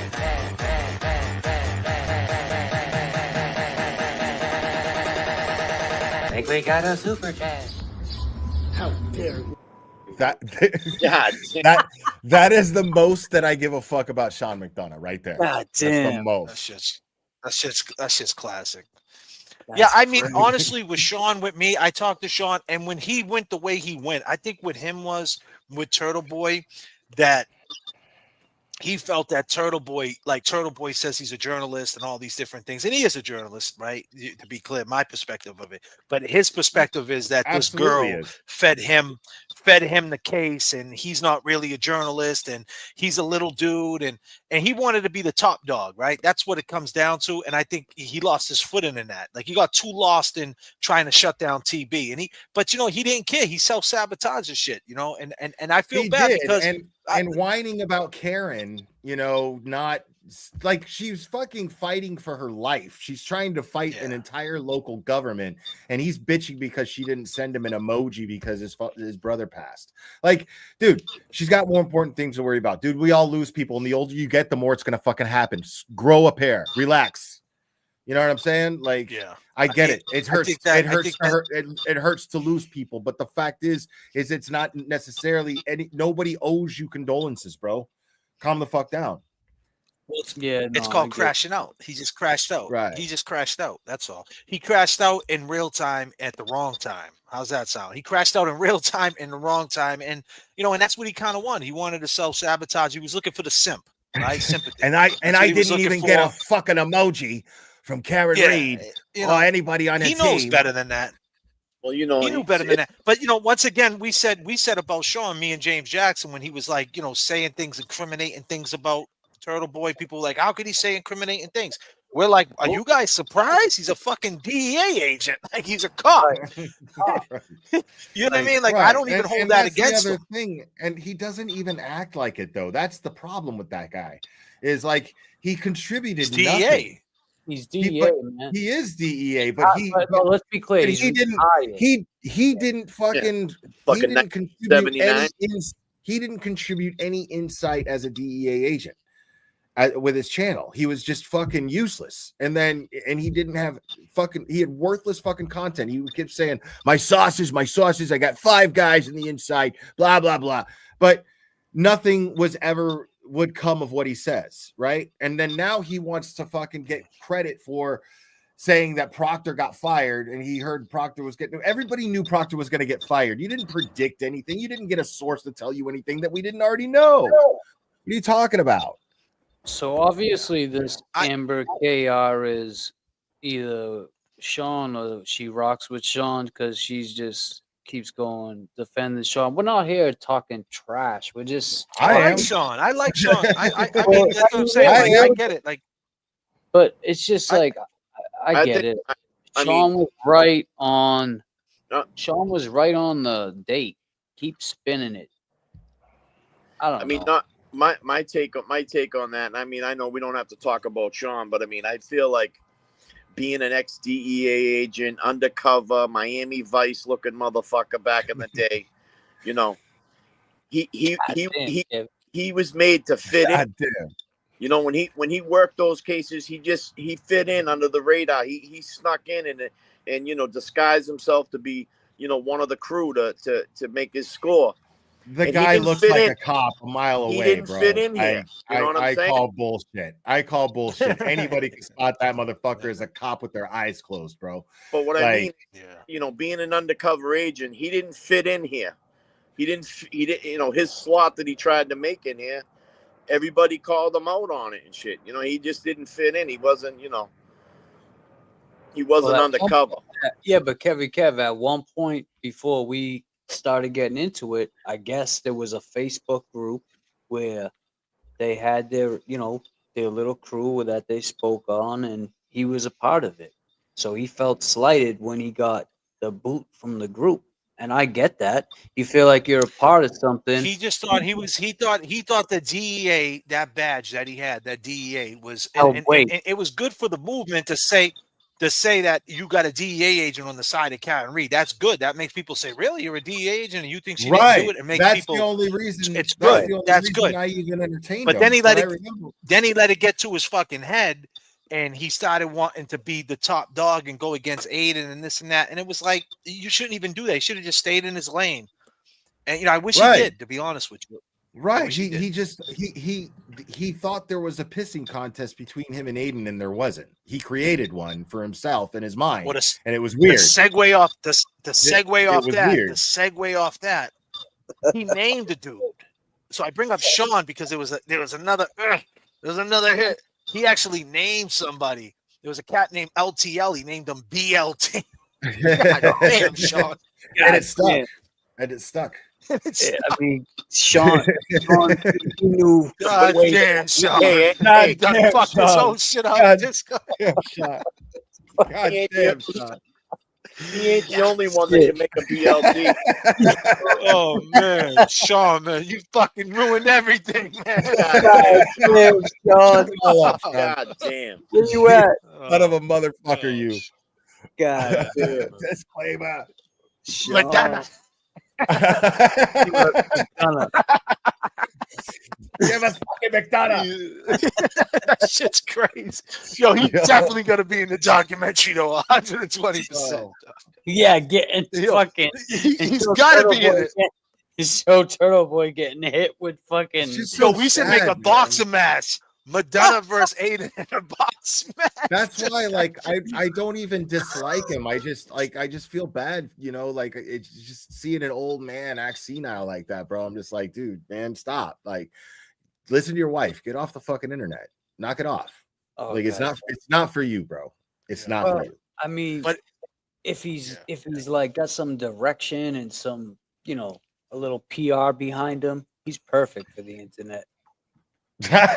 Yeah, I mean, yeah, he is. He's a good character, man. He is good, man. He's good. You know, he was entertaining like, as fuck. You know what? He was entertaining as fuck. I'll give him that. But he said a whole lot of nothing. I had him on here. He said a bunch of nothing. He let you know what makes me shut the fuck up too. You know what makes me upset about the situation though? Like so me and James talked about this for our show. We're like, we should bring Sean on the show and show him the video of Francis and see like what he thinks, right? Just from being a cop perspective, you know? And like you can't even do that because then it opens up the doors to this, to that, to this, to that. And it's like, and it's not that I care. I just like, you know, it's just like, man, you know, it's like, why'd you have to do that, Sean? You could have been useful so much. Your experience, you definitely got experience, you know. You went off the rails, you know. It sucks. Yeah. Anyway. You know? Anyway, yeah. Anyway. Anyway. So, I mean, it's been, you know, justice for Jigga all the way. We want to continue that. And Saturday, I believe I saw something Saturday at 2:00. I don't know exactly where it was, but this Saturday at 2:00, there'll be a stand-up in Haverhill. I can put the information. If Becca's still in the chat and she wants to tweet it and tag me, and I'll repost it. We'll between the four of us, you can find it. It'll be up there, and it'll be great to see more people there. Because I guess when J.F.K. and I went, it was probably like a month ago, Jay, maybe a month, about a month ago, and it was about we went 30 people there, and I guess the last one it was only 5. So it's just weird that it went down. You know, you would think in numbers it would go up, and that's what I was stressing the other night when TB came on the show, or before that. My cousin. Yo, that was fucking funny, dude. Like that was a good. That was a good stream. Like you guys had a chemistry that was fun. It was fun to listen to. I was laughing. I appreciate you being in the chat too. I appreciate you being in the chat that night. You helped out, man, for real. That helped out. Yeah. It's good when everybody's there and the vibe's right. It helps everything out. It keeps everything flowing, you know? I'm so big on community, man. Like I don't just preach the shit. Like I live it. You know, I'm always in people's chats, always supporting. Like I don't just say that I like channels. Like I like the channels. You know what I'm saying? Like I go to their chats.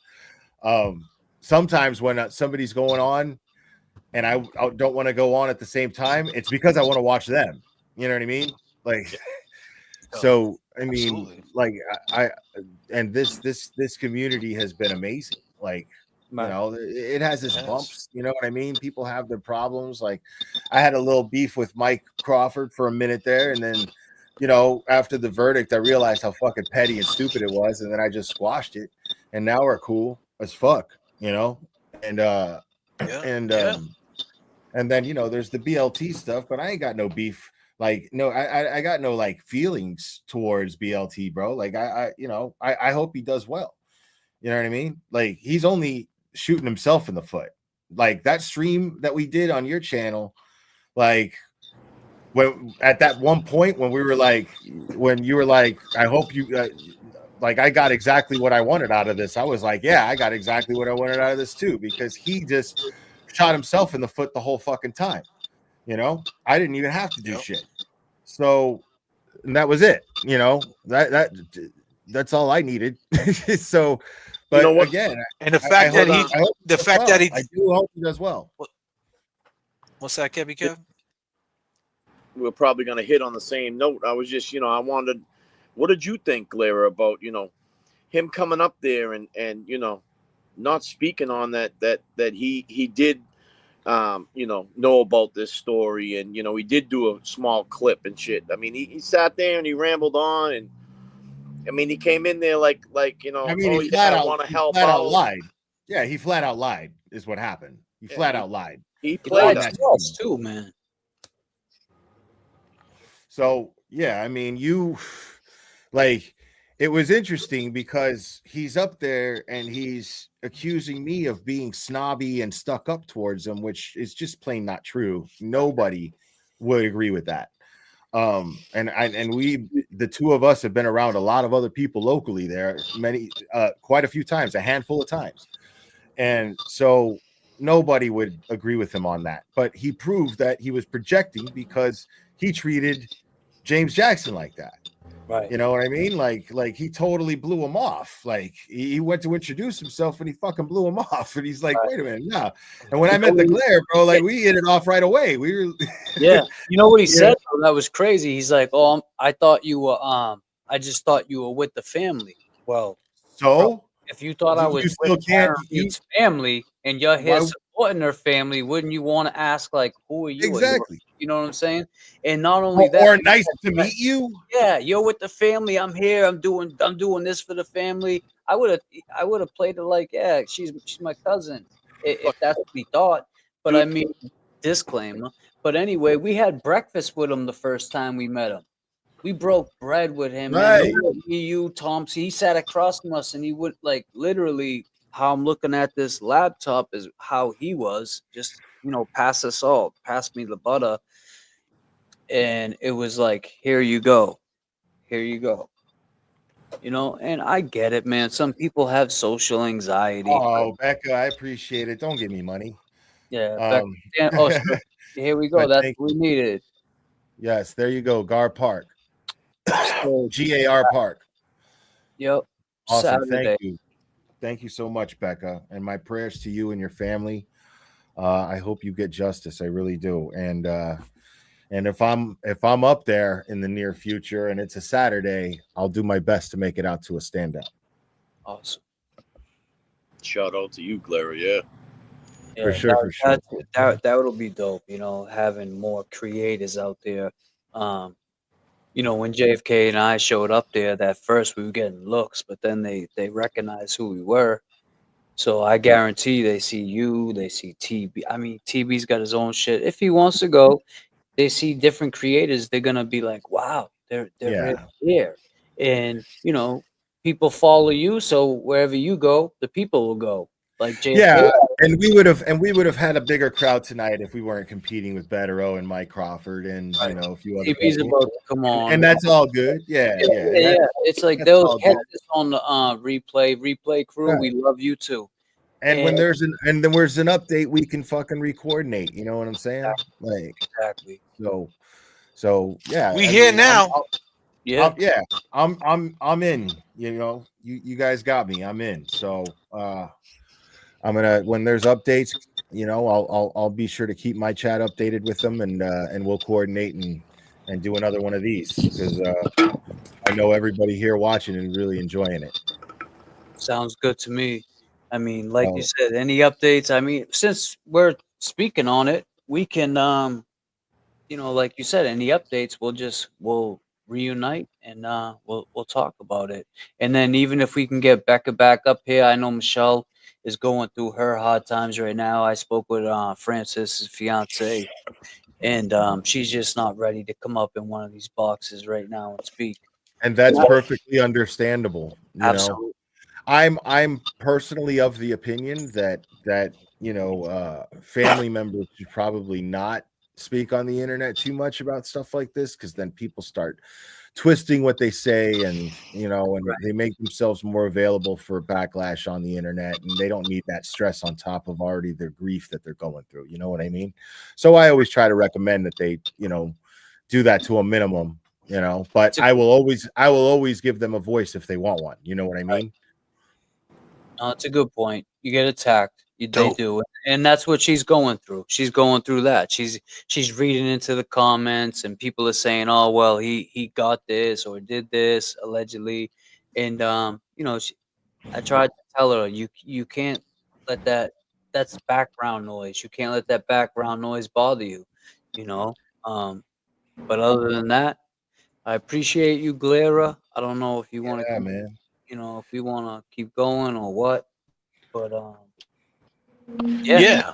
Let's go ahead and just wrap this up, man. If Glera wants to keep, Glera be doing like 5 hours here. He might keep going. He might pull something up and just talk until midnight. Glera's crazy like that. God damn, where we going, Glera? Yeah.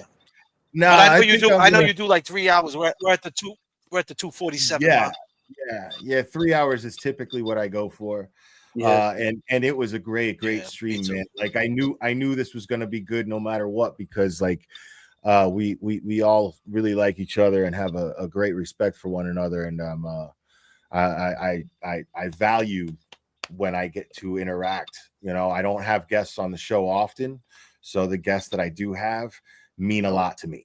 You know what I mean? So because I like to raw dog this shit. You know what I mean? But damn.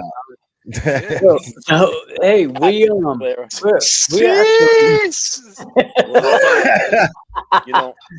I'll tell you, man. I really much respect to you.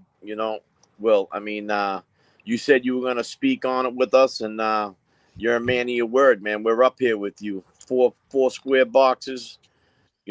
Francis Gigolotti, man. Yep. R.I.P.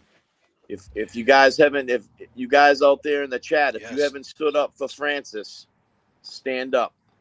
Yeah, absolutely. Kevy Kev. Yo, nice. I can't do this. I can't do this without a Kevy Kev dance, bro. Oh shit! You gotta got happen, dog. beats on. Go ahead, Kevy.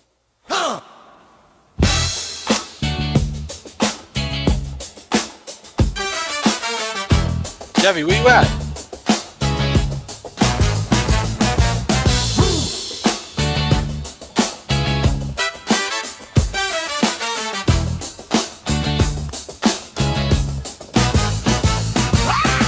Back in black, I hit the sack.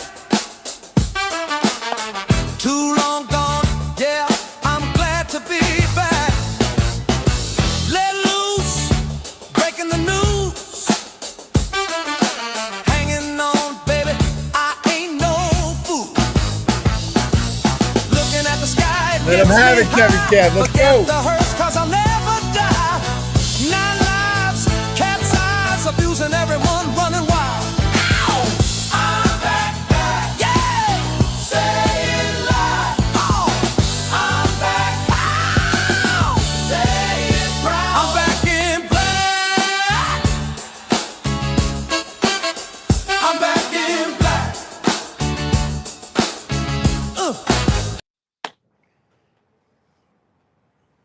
Awesome, man. Awesome. That was awesome. We got the glare kicking it. That's what it is. You gotta love it. Gotta love it. Gotta love that shit, Jay.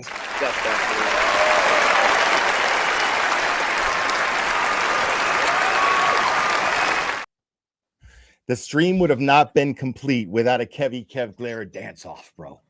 Absolutely, brother. And we got to get you on the show, man. We continue that dance. We'll take you up to 39,000 feet. Well, we go up to Yo, man, 39,000. I jam out to your streams. One of your streams that you did the other night, man, like the one where you were talking about BLT, like it was just you and Kev. James Jackson was in the hospital, I think. And it was just you and Kev. Yeah, he was in the Cessna. And the music, the music, Cessna. bro. Like I was cleaning my bedroom and rocking out to that shit the whole time. I caught the replay. I was fucking jamming out, dude. Like I love it. Yeah, absolutely, It brother. was super You know fun, how we bro. do it. Yeah, Anytime, man. We'll hell get yeah. you up there soon, man. And we'll have some fun, man. We'll do a late night, man. Drink some Leave it. fucking Ghost Energy, Monster Energy, whatever your vice might be, and we'll Whatever just play your some vice- beats and jam out. Monster. You know what I'm saying? Yeah. There we go. Let's go. I don't got mine, guys. Glera, You want but one? I appreciate you, brother. You want I one? appreciate the Yeah. love, man.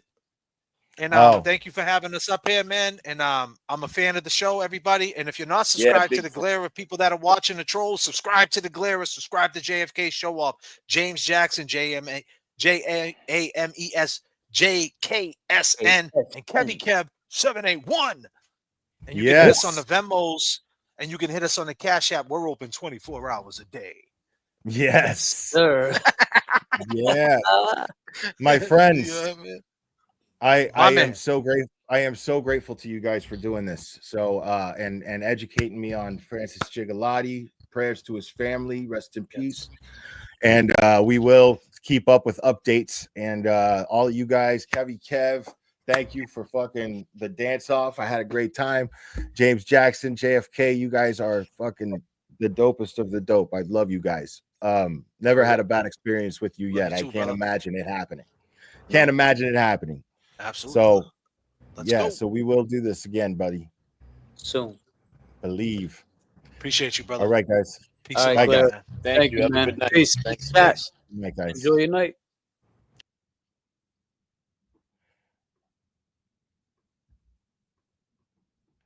All right, folks.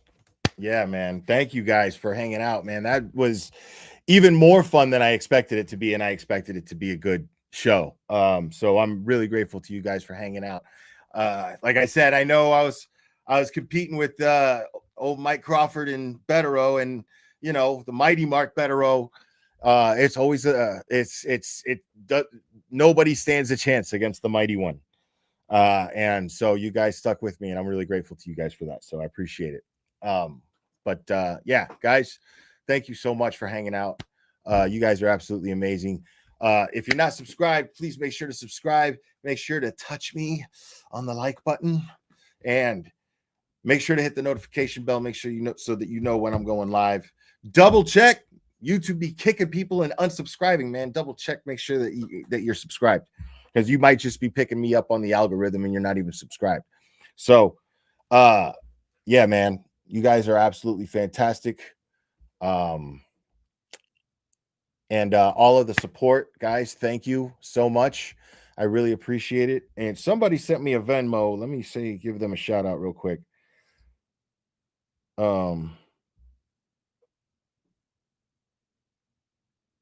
This is very nice. Very nice of them. Great show. Loved you for. Thank you, Juanita.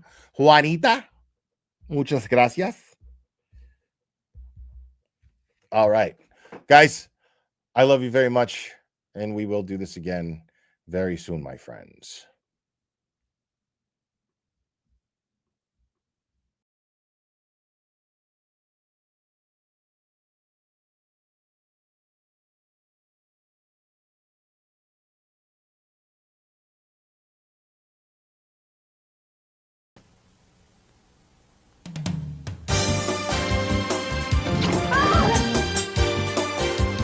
Watch out!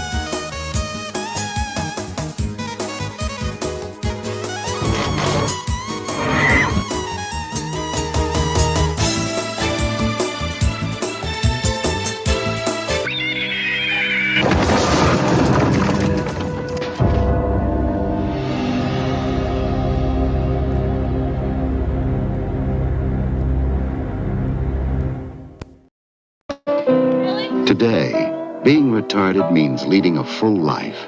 Retarded people go to work or school just like their neighbors and come back to a real home, a supervised home, right in the neighborhood where they belong. Being retarded never stopped anyone from being a good neighbor.